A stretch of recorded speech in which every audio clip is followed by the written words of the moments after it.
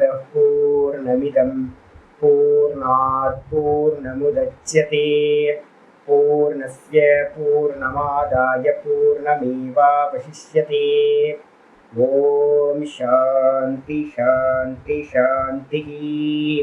ॐ शुक्लाम्बरधरं विष्णुं शशिवर्णं चतुर्भुजं प्रसन्नवदनं ध्यायेत् सर्वविघ्नोपशान्तये। ॐ व्यासं वसिष्ठनप्तारं शक्ते पौत्रमकल्मषं पराशरात्मजं वन्दे सुखतातं तपोनिधिं। व्यासाय विष्णुरूपाय व्यासरूपाय विष्णवे नमो वै ब्रह्मनिधये वासिष्ठाय नमो नमः। ॐ गुरुर्ब्रह्मा गुरुर्विष्णुर्गुरुर्देवो महेश्वरः गुरुसाक्षात् परं ब्रह्म तस्मै श्रीगुरवे नमः। सदाशिवसमारम्भां शङ्कराचार्यमध्यमाम् अस्मदाचार्यपर्यन्तां वन्दे गुरुपरम्पराम्। ॐ यो ब्रह्माणं विदधाति पूर्वं यो वै वेदांश्च प्रहिणोति तस्मै तदेवमात्मबुद्धिप्रकाशं मुमुक्षुर्वै शरणमहं प्रपद्ये। ॐ शान्ति शान्ति शान्तिः। ॐ वसुदेवसुतं देवं कंसचाणूरमर्दनं देवकी परमानन्दं कृष्णं वन्दे जगद्गुरुं। यं ब्रह्मा वरुणेन्द्ररुद्रमरुतः स्तुन्वन्ति दिव्यैस्तवैः वेदैः साङ्गपदक्रमोपनिषदैः गायन्ति यं सामगाः ध्यानावस्थिततद्गतेन मनसा पश्यन्ति यं योगिनः यस्यान्तं न विदुःसुरासुरगणाः। देवाय तस्मै नमः देवाय तस्मै नमः। ॐ श्रीकृष्णाय परमात्मने नमः। श्रीकृष्ण कृष्ण कृष्ण। ॐ नारायणः परो व्यक्तात् अण्डमव्यक्तसम्भवम् अण्डस्यान्तस्मिन् लोकाः सप्तद्वीपा च मेदिनी। ॐ नारायण नारायण नारायण நமஸ்காரம். நம்ம பார்த்துக்கிட்டு இருக்கிறது பகவத்கீதையில 18வது அத்தியாயம் மோட்ச சந்நியாச யோகம் பார்த்துட்டு இருக்கோம். இதுல போயிட்டு இருக்கிறது நிஷ்டா பிரகரணம் பார்த்தீங்கன்னா பார்த்துக்கிட்டு இருக்கோம். 49வது ஸ்லோகத்துல இருந்து 55வது ஸ்லோகம் வரைக்கும் நிஷ்டா பிரகரணம், ஆத்மானுபூதிக்கான விஷயம். இதுல 54வது ஸ்லோகம் நேற்று பார்த்தீங்கன்னா ஆரம்பிச்சிருக்கோம்.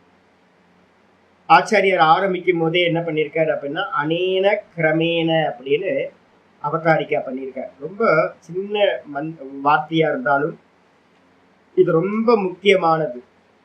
என்ன அப்படின்னு கேட்டீங்கன்னா, நமக்குள்ளார எப்பவுமே ஒரு அவதி வரும். உள்ளுக்குள்ளார வெந்நீரை பார்த்தீங்கன்னா காலில் கொட்டிக்கிட்ட மாதிரி எல்லாத்துக்குமே வரும். ஒரு ஸ்பிரிச்சுவலுக்குள்ளார ஒரு குருநாதர் அடையும் போது, ஒரு ஆச்சாரியர் அடையும் போது, சாஸ்திரம் ஆரம்பிக்கும் போது, ஒரு சாதனா பஞ்சகம் படிக்கும் போதே முதல் டெக்ஸ்டா சாதனா பஞ்சகம் ஏதாவது சின்னதா எடுப்பாங்க. அப்படி எடுக்கும் போதே நமக்கெல்லாம் தலையிலெல்லாம் ஜிகு ஜிகுன்னு இருக்கும். ஏதோ நமக்கு அடைஞ்ச மாதிரி ஒரு ஃபீலிங் கிடைக்கும். முதல் டெக்ஸ்ட் படிக்கும் போதே நம்ம அடைஞ்சிட்டோம் அப்படின்ற ஒரு எண்ணம் பார்த்தீங்கன்னா நமக்கு உண்டாகும். இது எல்லா சாதுக்களுக்கும் எல்லா முமுட்சுக்களுக்கும் பார்த்தீங்கன்னா ஒரு ஒரு பரவச நிலை பார்த்தீங்கன்னா வேதாந்தம் கேட்கும் போதெல்லாம் கிடைக்கும். நமக்கு தெரியவே தெரியாது. கொஞ்ச நாள் கழிச்சு மாதிரி கேட்க போனோன்னு ஐயோ நம்மளால அடைய முடியலையேன்னு ஒரு ஏக்கம் வர ஆரம்பிச்சோம். ஐயோ அடைய முடியலையே, நம்ம பார்த்தீங்கன்னா இதெல்லாம் சொல்லுதே, இதெல்லாம் பார்த்தீங்கன்னா நமக்கு முடியலையே. இப்போ யாராவது இந்த நிஷ்டா பிரகரணத்துல பார்த்தா என்ன ஆகும்? ஐயோ நம்மளால முடியல, ஐயோ நம்மளால முடியல, அன்பிட்டு நம்மெல்லாம் எங்க நிக்கிறோம், மகான்கள்லாம் எங்க நின்றுருக்காங்க அப்படின்னு பார்த்தீங்கன்னா நமக்குள்ளார ஒரு மனசு பார்த்தீங்கன்னா ஒரு மாதிரி இருக்கும். அப்போ வாஸ்தவத்துல என்ன அப்படின்னு கேட்டீங்கன்னா, இந்த சித்தம் பார்த்தீங்கன்னா பரிணமிக்கிறது அப்படின்றது ஒண்ணு இருக்கு. இந்த சித்தம் பார்த்தீங்கன்னா பரிணமிச்சு இந்த சித்தம் பார்த்தீங்கன்னா ஒண்ணும் இல்லாம போறது தான். இந்த சித்தம் பார்த்தீங்கன்னா பரிணமிக்கிறதுக்கான கிரமம் பார்த்தீங்கன்னா வாஸ்தவத்துல இருக்கு.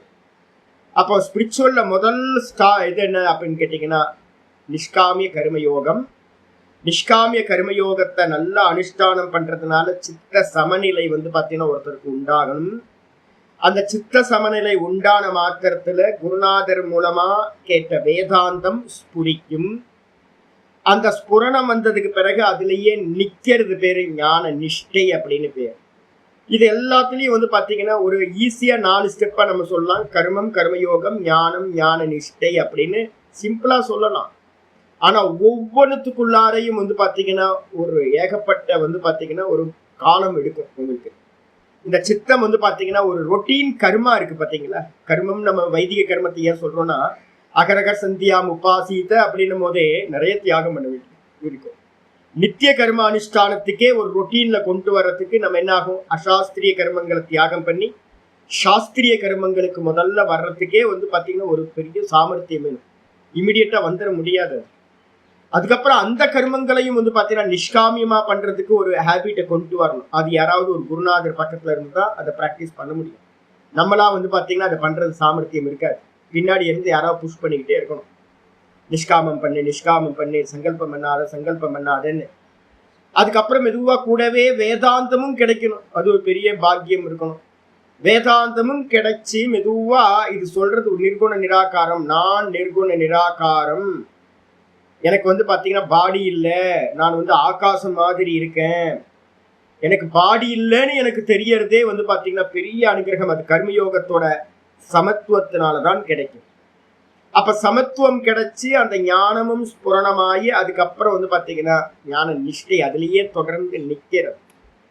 இது எல்லாம் நடக்கிறது பாத்தீங்கன்னா ஒரு ஆர்டர் இருக்கு, கிரமம் இருக்கு. அந்த கிரமத்து மூலமா நேற்று ஸ்லோகம் ஆரம்பிச்சிருக்கோம். பிரம்மபூத பிரசன்னாத்மா ந சோச்சதி ந காங்க்ஷதி சமசர்வேஷு பூத்தேஷு மத்பக்திம் லபதே பராம் அப்படின்னு ஆரம்பிச்சிருக்கோம். இந்த கிரமத்துல ஒருத்தன் பாத்தீங்கன்னா என்ன பண்ணியிருக்கான், பிரம்மத்தை அனுபூதி பண்ணிட்டான். பிரம்மத்தை அனுபூதி பண்ணவனுக்கு என்ன பேரு அப்படின்னா பிரம்மவேத பிரம்மைவ பவதின்னு முண்டக்கம் சொல்லுது. பிரம்மத்தை அறிந்தவன் பிரம்மமாவே ஆகின்றான். அதுக்கு அந்நியமா ஆக போறது இல்லை. அப்ப பிரம்மத்தை அடைந்தவன் என்ன பண்றான், பிரம்ம பூதகனா பிரம்ம வடிவானவன். நான் பிரம்மாஸ்மி, அகம் பிரம்மாஸ்மின்றதுல நல்லா எஸ்டாப்ளிஷ் ஆனவன். பிரசன்ன ஆத்மா அப்படின்னா என்ன அர்த்தம், நல்லா சித்தம் பாத்தீங்கன்னா எண்ணங்கள் அற்ற அமனிபாவத்தை பிராப்தி பண்ணிடுச்சு. எல்லாம் எழுதி இருந்தது எல்லாத்தையும் எரேஸ் பண்ணியாச்சு. ஃபுல்லா கிளியர் ஆயிடுச்சு. சித்தம் பாத்தீங்கன்னா பிரம்ம ரூபமா இந்த சித்தம் ஆயிடுச்சு. ஞேயா பின்னம் பிரசக்ஷதே, அறிய வேண்டிய பிரம்மத்துக்கு வேறில்லாததா இந்த மனம் ஆகிவிட்டது. தண்ணியில போட்ட ஸ்பட்டிக்க மாதிரி பிரம்மத்தோட இந்த மனசு என்ன ஆயிடுச்சு அப்படின்னு கேட்டீங்கன்னா வேற இல்லாம போயிடுச்சு. வேற இருக்கு ஆனா வேற இல்லாம போயிடுச்சு. ஸ்பட்டிக்கம் பாத்தீங்கன்னா வேறதான், ஆனா ஜலத்துல போட்டோன்னு என்ன ஆயிடுது, ரெண்டும் ஒண்ணு கலந்த மாதிரி ஆயிடுது. அதே மாதிரி இந்த மனம் பிரம்ம ரூபத்துக்கு மாறிடுது. அப்போ என்ன ஆகும்னா வேற்றுமையே இல்லாம போயிடும். அதான் பாத்தீங்கன்னா பிரசன்ன ஆத்மா. அந்த இடத்துல என்ன ஆகும், நிர்மலமா ஆன அந்த சித்தத்துல ஆசைகளும் உண்டாகாது, கவலைகளும் உண்டாகாதுன்னு சோச்சதி. பிரம்மஞானிகள் பாத்தீங்கன்னா இந்த உலகத்தை குறித்தோ இந்த தேகத்தை குறித்தோ எந்த கவலையும் கொள்வதில்லை. எந்த ஒன்றையும் ஆசைப்படுபவர்களும் இல்லை. அவர்கள் பாத்தீங்கன்னா ஆனந்தமா இருக்கா. தூக்கத்துல எப்படி இருக்கும், ஆசை இல்லை, கவலை இல்லை. அப்ப தூக்கத்துல இருக்கிற அவித்யான்ற லேயரும் போயிடுச்சு அப்படின்னா அந்த நிலைதான் ஒரு ஞானியோட நிலை. எந்த ஆசையும் இல்லாமல் எந்த கவலையும் இல்லாம ஆனந்தமா இருக்கான். சமசர்வேஷு பூத்தேஷு. அது மட்டும் இல்ல, அவன் என்ன பண்றான் அப்படின்னு கேட்டீங்கன்னா தங்கம் தங்கம் தங்கம்ன்றத பார்த்து பார்த்து அபியாசம் பண்ணியிருக்கான். ஆபரணம் பொய், கம்மல் பொய், மூக்குத்தி பொய், ஒட்டியானம் பொய், பிரேஸ்லெட் பொய், எல்லாம் நாம ரூபம். தங்கம் சத்தியம், தங்கம் சத்தியம், தங்கம் சத்தியம்னு ஒவ்வொன்றுத்துலயும் போக்கஸ்டா என்ன பண்ணிருக்கான், தங்கத்தையே பார்க்க ஆரம்பிச்சிருக்கான். ஒரு டைம்ல என்ன ஆயிடும் அப்படின்னு கேட்டீங்கன்னா ஒரு மேஜிக் நடக்க ஆரம்பிச்சோம். பேரலல் ரியாலிட்டியில பாத்தீங்கன்னா ஒரிஜினலுக்கு மேல இருக்கிற நாமரூப ரியாலிட்டி என்னது, விவகார சத்தியம், அது விட்டு போயிடும். அதே மாதிரி பாத்தீங்கன்னா தங்கத்தையே பார்க்க ஆரம்பிச்சிருவான் ஒரு டைம்ல. அவனுக்கு ஆபரணமே தெரியாது. அதே மாதிரி இவனும் என்ன பண்றான், இந்த நாமரூபம் எல்லாத்தையும் பொய் அபியாசம் பண்ண காரணத்தினால அந்த விவகார சத்தியம் விட்டு போய் வெறும் வந்து பாத்தீங்கன்னா அப்சல்யூட்டா இருக்கக்கூடிய வெறும் கான்சியஸ்னஸ் மட்டும் வந்து பாத்தீங்கன்னா மிச்சம் இருந்தோம். நாமரூபம் இல்லாத வெறும் தான் மட்டும் வந்து மட்டும் மிச்சம் இருக்கும். அந்த தான் தான் சமசர்வேஷு பூதேஷு, அந்த தான் எல்லா ஜீவராசிகளிலும் சமத்துவமா சமமா இருக்கின்றதை அவன் பார்க்கின்றான். அந்த தான் யாரு? அகமாத்மா குடாகேஷன், நான் தான் அந்த ஆத்மாவா இருக்கேன் அப்படின்னு கீதால சொல்றார். 13வது சாப்டர்ல சொல்றார், பார்ப்பவனாக என்னை அறிந்து கொள், க்ஷேத்திரஜ்யம் சாபிமாம் வித்தி. அப்ப அந்த பார்ப்பவன் பகவான் தான் அப்படின்னு வந்து பாத்தீங்கன்னா எல்லாத்துலயும் பகவான் சமமா இருக்கார், என்னிடத்திலையும் பகவான் நானா இருக்கார் அப்படின்னு மேலான அனன்ய பக்தி, பராபக்தி நம்ம சொல்றோம். அந்த மேலான பராபக்தியை, என்னுடைய பக்தியை மத்பக்தி லபத்தே அடைகின்றான்.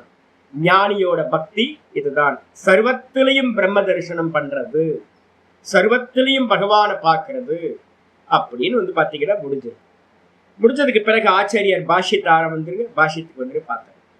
பிரம்மபூத்தோனா என்ன அர்த்தம்? பிரம்ம பிராப்தகனே வைக்கிறார். அவரு ஏதோ அடையணும்னு நினைக்கிறாரு. சங்கரையிலே அப்படிதான் எழுதுறாரு, வேற வார்த்தையெல்லாம் இல்லை. பிரம்மத்தை அடைதல், பிரம்மவித ஆப்புனோதி பரம், பிரம்மவித்து ஆப்புனோதி பரம். அப்ப எப்படி அப்படின்னு கேட்டீங்கன்னா வந்து பாத்தீங்கன்னா ஒருத்தன் வந்து பாத்தீங்கன்னா இப்ப கண்ணாடி எடுத்து வந்து பாத்தீங்கன்னா மேல மாட்டிக்கிட்டு கண்ணாடியை தேடிக்கிட்டே இருக்கும். ஸ்பெக்ஸ் எங்க வச்சேன் அப்படின்னு. எனக்கு ரொம்ப மறதி. என்னோடது வந்து பாத்தீங்கன்னா நிறைய தேடிக்கிட்டே இருப்பேன், எதையாவது தேடிக்கிட்டே இருப்பேன். பக்கத்திலேயே இருக்கும். ஒரு புக்கு தேடுவேன். டெய்லி இந்த ப்ராசஸ் வந்து பாத்தீங்கன்னா நடந்துகிட்டே இருக்கு. டெய்லி நடக்கும். ஒரு நாள் கூட மிஸ் ஆகாம நான் வந்து பாத்தீங்கன்னா தேடிக்கிட்டே இருப்பேன். பக்கத்திலேயே புக்கு வச்சிருப்பேன், கண்ணுக்கு தெரியவே தெரியாது. அந்த புக்கு எங்க வச்ச அப்படின்னு ஊரெல்லாம் தேடிட்டு இருப்பேன். ரூம் ஃபுல்லா களைச்சி போட்டு. அப்புறம் தேடி கண்டுபிடிக்க முடியாம நான் என்ன பண்ணுவேன், போட்டு நாளைக்கு பார்த்துக்கலாம் அப்படின்னு வந்து உட்காரும். என் முன்னாடியே இருக்கும். இது எப்படா வந்துச்சு இந்த புக்கு? முன்னாடி யார் வச்சது? யாருமே வரல. இந்த புக்கு எப்படி இங்க இருக்கும்? என் கண்ணுல தெரியல. இப்ப நான் கேட்கிறேன், இப்ப நான் அடைஞ்சனா அடையலையான்னு கேட்டா என்ன சொல்லுவீங்க? அஜ்ஞாத்தமா இருந்தது, அறியப்படாமல் இருந்து அறியப்பட்டதாகும் போது அதுக்கு என்ன பேர் சொல்லுவீங்க? அடைதல்.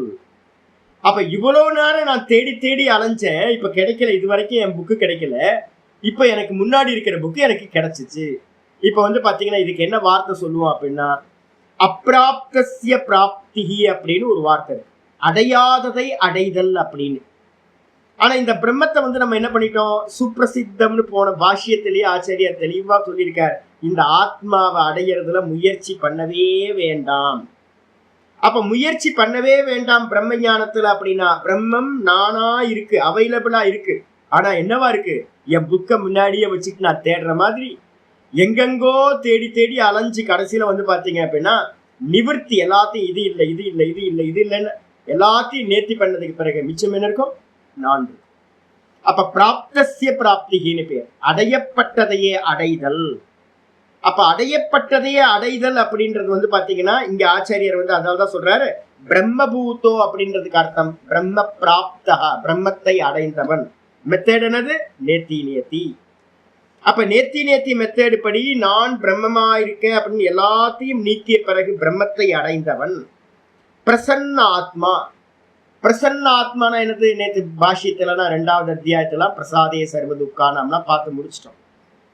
பிரசன்ன ஆத்மான என்ன அர்த்தம்? ஆத்மான்றதுக்கு சப்தத்துக்கு அர்த்தம் வந்து பாத்தீங்கன்னா இந்திரியங்கள், மனசுன்னு அர்த்தம். அந்த கரணம் தான் வந்து பாத்தீங்கன்னா முக்கியமானது ஆத்மான்ற சப்தத்துக்கு வருது.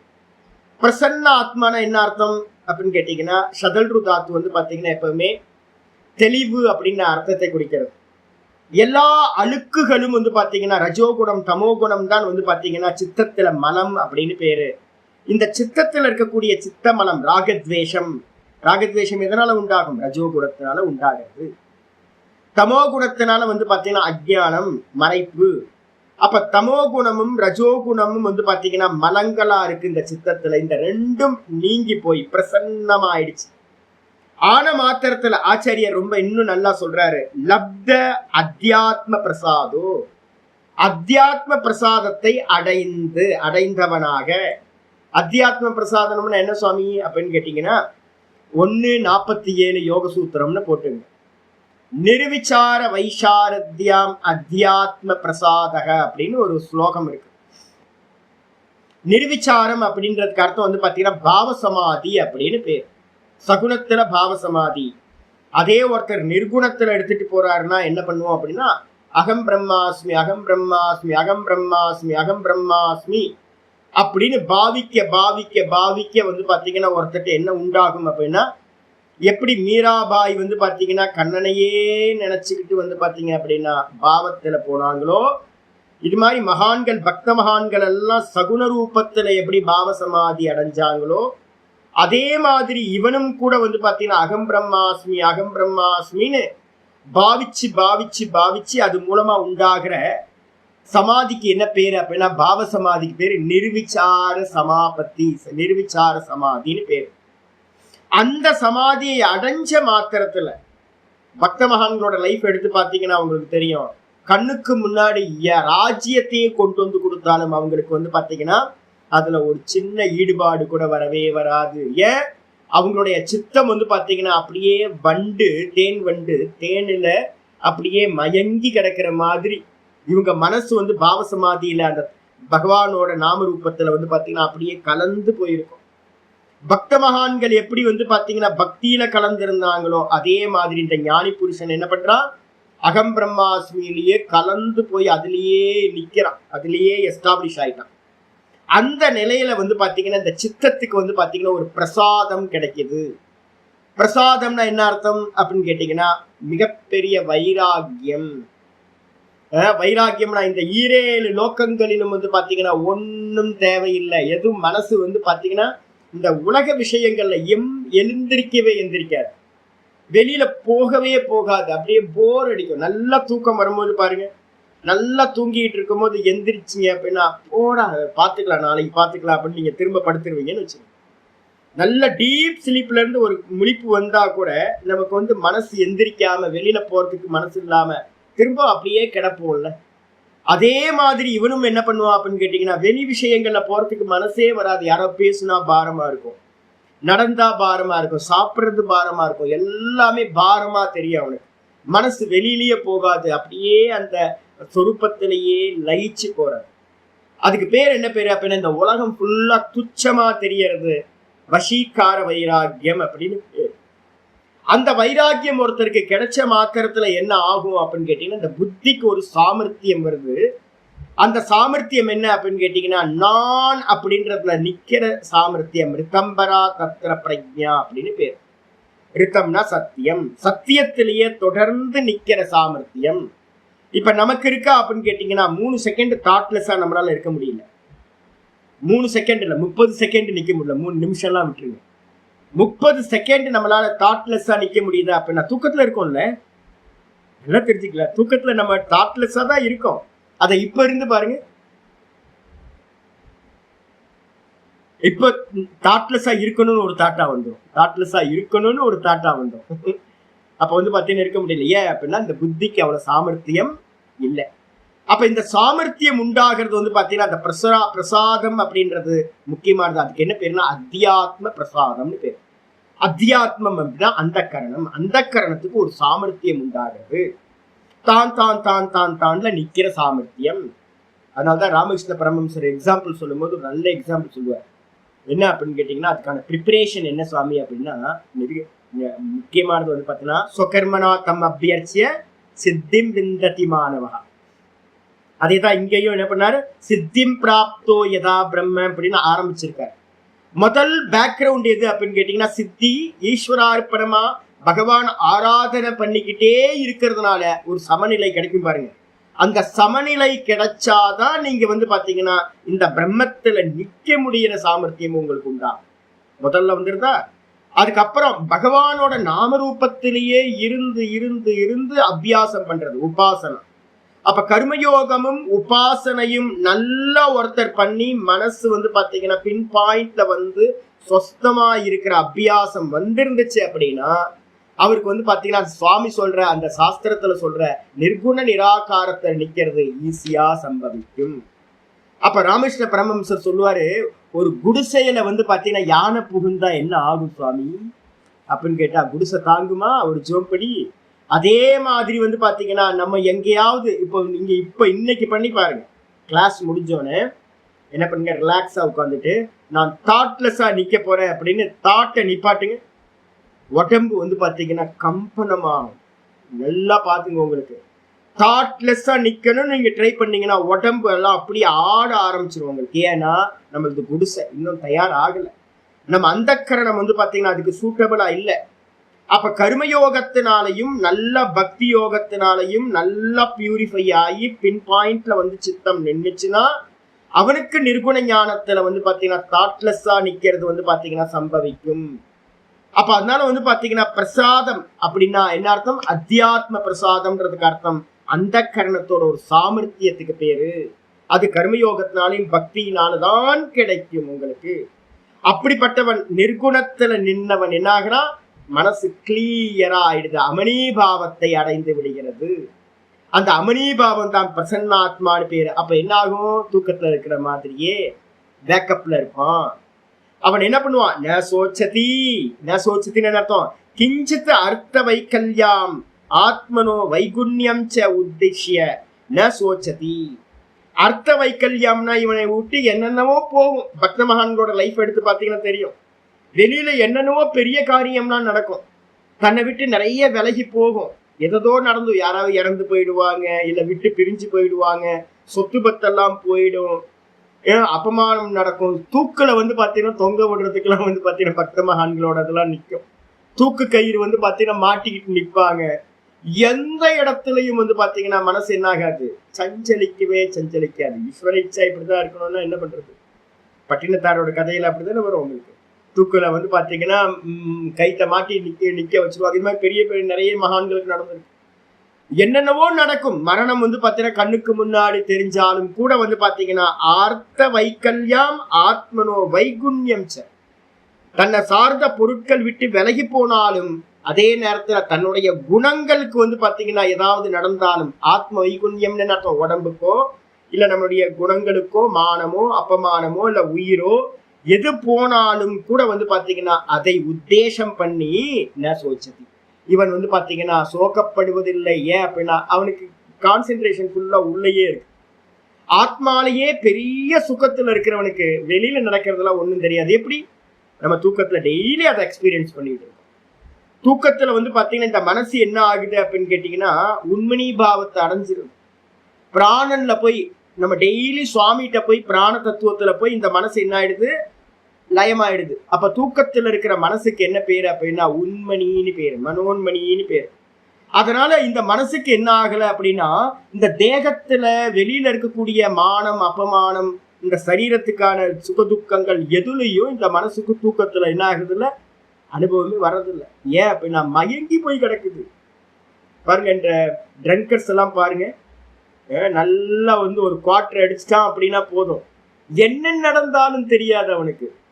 யாரு திட்டினாலும் தெரியாது, அடிச்சாலும் தெரியாது. வெளியில வந்து பாத்தீங்கன்னா எது நடந்தாலும் அவன் வந்து பாத்தீங்கன்னா போதையிலேயே எப்படி கலக்கிறானோ நம்ம டெய்லி நம்ம மனசு வந்து பாத்தீங்கன்னா தூக்கத்துல என்ன ஆகுது? ஈஸ்வரனா இருக்கக்கூடிய பிராண தத்துவத்துல இந்த மனசு டெய்லி போய் வந்து பாத்தீங்கன்னா அதுல லயிச்சு போய் வெளியில என்ன நடந்தாலும் ஒண்ணுமே தெரியாம ஆனந்தமா இருக்கும்ல. இதே தான் நம்ம டெய்லி தூக்கத்துல வந்து பாத்தீங்கன்னா பிராணன்ல போய் லயமாகிறோம் சகுண ஈஸ்வரன்ட்ட. இதே நிர்குண ஈஸ்வரன்ட்ட சமாதியில இருக்கிறவன் என்னவா? லயமாகும். அப்ப அந்த மனசு என்ன ஆகும்னு கேட்டீங்கன்னா எதை குறிச்சும் கவலை இருக்காது. பேரலல் ரியாலிட்டி நம்ம சொல்றோம்ல, இப்ப நம்ம மனசு எந்த ரியாலிட்டியில இருக்கு? தங்க மாதிரி நாம ரூபத்துல இருக்கு, ஆபரணம் மாதிரி. தங்கத்துல நம்ம புத்தி இல்ல, டெய்லி தூக்கத்துல போய் தங்கத்துல போய் லயமாகணும். அப்ப ஜாகிரதத்திலேயே ஒருத்தன் வந்து பாத்தீங்கன்னா இந்த நாமரூபத்தை விட்டுட்டு என்ன பண்றான்? வெறும் சொரூபத்திலேயே லயமாகறான். அப்ப அவனுக்கு நாமரூபமே தெரியாது, நாமரூபத்தோட விவகாரமே அவனுக்கு தெரியவே தெரியாது. என்ன நடக்குதோ மற்றவங்க தான் ஓஹோ இவருக்கு இப்படி நடந்துட்டு இருக்கே அப்படி நடந்துட்டு இருக்கேன்னு சொல்லுவாங்க. இவரோட சித்தம் ஃபுல்லா மனசு வந்து பாத்தீங்கன்னா அந்த பரபிரம்மத்திலேயே லயிச்சு போயிருக்கிறதுனால எந்த சோக்கமும் அடைவதில்லை. ந சந்தப்பியதே, தாப்பம் உண்டாவதே இல்லை. அனுபவம் அப்படியே அனுபவம். நைட்டு படுக்கும் போது வந்து பாத்தீங்கன்னா எனக்கு நல்ல ஜாயிண்ட் பெயின் வந்து பாத்தீங்கன்னா இருந்துச்சு. நல்லா மசாஜ் பண்ணி நேற்று கீழே விழுந்துட்டதுனால நல்லா வந்து ஜாயிண்ட்ல வந்து பாத்தீங்கன்னா பெயின் விண்ணு விண்ணு விண்ணு விண்ணு விண்ணுன்னு தெரிச்சுக்கிட்டே இருந்துச்சு. தூங்குனதுக்கு அப்புறம் எங்க போச்சு? ஐயோ வழியே இல்லை. காலையில வேக்கப் ஆகும்போது இருந்துச்சு. அப்ப நடுவுல வலி எங்க போச்சு அப்படின்னு கேட்டீங்கன்னா 5 மணி நேரம் 6 மணி நேரத்துக்கு மேல தூங்கியிருக்கேன், நல்ல வலி இல்லாம தூங்கியிருக்கேன். ஏன் அப்படின்னா இந்த மனசு பிராண தத்துவத்துல போய் லயமாயிருக்கு. பிராணன்ல போய் லயமாச்சுனாவே உங்களுக்கு பாத்தீங்க அப்படின்னா சகுன ஈஸ்வரன் லயமானாவே பெயின் இருக்காது, தாப்பம் இருக்காது, எந்த மான அபமானம் இருக்காது. அப்படின்னும் போது சுத்த பிரம்மத்துல போயிடுச்சுன்னா ஒண்ணும் இருக்காது. அதான் சோச்சதி ந சந்தப்பியத்தை, தாப்பத்தை அடைவதில்லை, அவன் வாட்டத்தை அடைவதில்லை. ந காங்ஷதிச்ச, எதையாவது ஆசைப்படுவானா அப்படின்னு கேட்டீங்கன்னா ஆசையே நடக்காது. ஏன் அப்படின்னா அவனுக்கு பாத்தீங்கன்னா வெளியில இருக்கிறது தெரிஞ்சாதானே ஆசைப்படுவான். வெளியில இருக்கிறதே தெரியாது, சொரூபத்திலேயே இருக்கிறதுனால மிகப்பெரிய ஆனந்தத்துல சச்சிதானந்தத்துல மூழ்கி இருக்கான். அவன் வெளியில இருக்கிற ஒன்றையும் ஆசைப்பட மாட்டான். சொன்னதுக்கு பிறகு அடுத்த ஆச்சரியர் வர, பிரம்மபூதஸ்ய அயம் ஸ்வபாவஹ. ரொம்ப நல்லா தெரிஞ்சுங்க, கல்டிவேட் பண்றது இல்ல, அனுபூதிக்கு பிறகு. இப்ப நம்ம நினைக்கிறோம், இப்ப நம்ம என்ன பண்ணுவோம், சாதனா காலத்துல எல்லாம் பிரம்மமா இருக்கு, எல்லாம் பிரம்மமா இருக்கு அப்படின்னு பாவிப்பணும். நம்ம பாவிச்சுக்கிட்டு இதெல்லாம் வாஸ்தவத்துல பாத்தீங்கன்னா வெறும் கான்சியஸ்னஸ் தான் அப்படின்னு. ஆனா நமக்கு எப்படி தெரியும், இப்ப பாவிக்கும் போது, பாவிக்கிற காலத்துல துவைத்தம் இருக்கு. நம்ம தான் என்ன பண்ணிட்டு இருக்கோம், ஆட்டோ சஜெக்ஷன் மனசுக்கு கொடுத்துக்கிட்டு இதெல்லாம் ஈஸ்வர சுரூபம், இதெல்லாம் பாத்தீங்கன்னா ஒண்ணுதான் அப்படின்னு, இதெல்லாம் பொய் நாமரூபம் அப்படின்னு நினைச்சிட்டு இருக்கோம். ஆனா அடைஞ்சவனுக்கு அது எப்படி இருக்கும் அப்படின்னா சுவாபாவிகமா இருக்கும். நம்ம இது தங்கம் இது தங்கம் இது தங்கம்னு ஒரு பாவனை பண்ணிக்கிட்டு இருக்கோம். ஆனா தங்கத்திலேயே புத்தி நல்லா நிலைச்சவனுக்கு என்ன இருக்கும், அவனுக்கு சுபாவமாவே பார்க்கறதெல்லாம் தங்கமா தெரியும், ஆபரணம் தெரியாது. அதே மாதிரி பாத்தீங்கன்னா பிரம்மபூத்தக அப்படின்னா என்ன அர்த்தம், பிரம்ம வடிவானவன். அந்த பிரம்ம வடிவானவனுக்கு, பிரம்மத்தை அடைந்தவனுக்கு இந்த ஒன்றையும் ஆசைப்படாத தன்மையும் ஒன்றையும் குறித்தும் சோகப்படாத தன்மையும் அவனுக்கு எப்படி இருக்கும், நேச்சுரலா சுபாவமாகவே இருக்கும். ஸ்தித பிரஜனுக்கு என்ன ஆயிடும், புத்தி நல்லா அந்த கான்சியஸ்னஸ்ல நின்னவனுக்கு பிரம்ம சம்ஸ்தம்னு பேரு, ஸ்தித பிரஜன்னு பேரு, பிரம்ம நிஷ்டன்னு பேரு. அப்படிப்பட்டவன் பாத்தீங்கன்னா சுபாவமாவே அது இருக்கும். நேற்று ஒரு ஸ்லோகம் பார்த்தோம், நம்ம ஞாபகம் இருக்குல்ல, ஜீவன் முக்தி விவேகத்துல வித்யாரண்ய சுவாமி பாத்தீங்கன்னா இந்த ஞானத்தோட அவதி என்ன அப்படின்னு சொன்னார், எல்லை என்ன அப்படின்னு. இங்க எல்லை தான் இங்கேயும் சொல்லுது. ஞானத்தோட எல்லை என்ன அப்படின்னும் போது உபதேச சாகஸ்திரியில சங்கரர் பாத்தீங்கன்னா ஒரு ஸ்லோகம் சொல்றார். அதை பாத்தீங்கன்னா வித்யாரண்ய சுவாமி என்ன பண்றார், பஞ்சதசியில 7வது சாப்டர்லயும் 7:20 சொல்றார். அதை அப்படியே திரும்ப என்ன பண்றார் அப்படின்னா ஜீவன் முக்தி விவேகத்திலையும் கொண்டு வரார். 2 இடத்துல கொண்டு வரார் வித்யாரண்ய சுவாமி சங்கரோட ஸ்லோகத்துல. என்ன ஸ்லோகம் அப்படின்னு கேட்டீங்கன்னா, ஒருத்தனுக்கு சுபாவம் என்ன, கல்டிவேட் பாவிக்கிறது எங்க அப்படின்னு பாருங்க. என்ன நமக்கு என்ன இருக்கு, தேகாத்ம ஞானவத்து ஞானம் தேகாத்ம ஞான பாதகம். ஒரு ஸ்லோகம் இருக்கு அருமையானது. இப்ப நமக்கு தேகம் இருக்குல்ல, தேகம் இருக்கிறது நமக்கு என்னைக்காவது மறந்து போயிருக்கா? நீங்க டெய்லி பாத்தீங்கன்னா நான் தேகம் நான் தேகம் நான் மனுஷன் நான் மனுஷன் ஒவ்வொரு டைமும் நீங்க ஆட்டோ சஜெக்ஷன் கொடுத்துக்கிட்டே இருக்கீங்களா? இப்போ நம்மளோட இயல்பா நம்ம என்ன பண்றோம், மனுஷன்ற நமக்கு ஞானம் பாத்தீங்கன்னா நான் தேகம் நான் மனுஷன், ஆம்பளை நான் பொம்பளை அப்படின்றதெல்லாம் நமக்கு சுபாவமா இருக்கு. நம்ம சுபாவமா இருந்துகிட்டு தான் காரியம் பண்ணிட்டு இருக்கோம். நான் ஒரு க்ஷணம் பாத்தீங்கன்னா நான் மனுஷன்றது மறந்து போச்சுன்னா என்ன பண்ணுவோம், கிளைக்கு தாவிக்கிட்டு இருப்பாங்க குரங்கு மாதிரி. இல்லைன்னா 4 காலில் பாத்தீங்கன்னா நடக்க ஆரம்பிச்சிருவோம், நான் நாய் அப்படின்னு நான் பசு அப்படின்னு. என்னைக்காவது இது நடந்திருக்கா அப்படின்னா என்னைக்குமே நடக்கல. ஏன் அப்படின்னா நம்ம மனசுக்குள்ளார பாத்தீங்கன்னா நான் தேகம் என்ற தாட்டு பாத்தீங்கன்னா எண்ணம் எவ்வளவு ஸ்ட்ராங்கா பாத்தீங்கன்னா இருக்கு. இந்த விதமா பாத்தீங்கன்னா தேகாத்ம ஞானத்தை போன்று ஞானம், இந்த பிரம்ம ஞானம் பாத்தீங்கன்னா உள்ள வந்துருச்சு அப்படின்னா நான் பிரம்மம் அப்படின்னு அசைக்க முடியாத ஒரு ஞானம் உண்டாகுதுன்னா எப்படி நமக்கு இப்ப தேகத்துல நான்ற புத்தி இருக்கோ அப்படி விலகுமா சாமி? அப்படி விலக முடியுமா? முடியாதா? நல்லா முடியும். டெய்லி சொப்பனத்துக்கு போயிட்டீங்கன்னாவே என்ன ஆகி போச்சு, சொப்பனத்திலேயே பாத்தீங்கன்னா ஒண்ணும் இல்லை. நேற்று ஒரு அருமையான சொப்பனம் பார்த்தேன், ரொம்ப விசித்திரமான சொப்பனங்க, ஒரு பெரிய லாங் சொப்பனம்.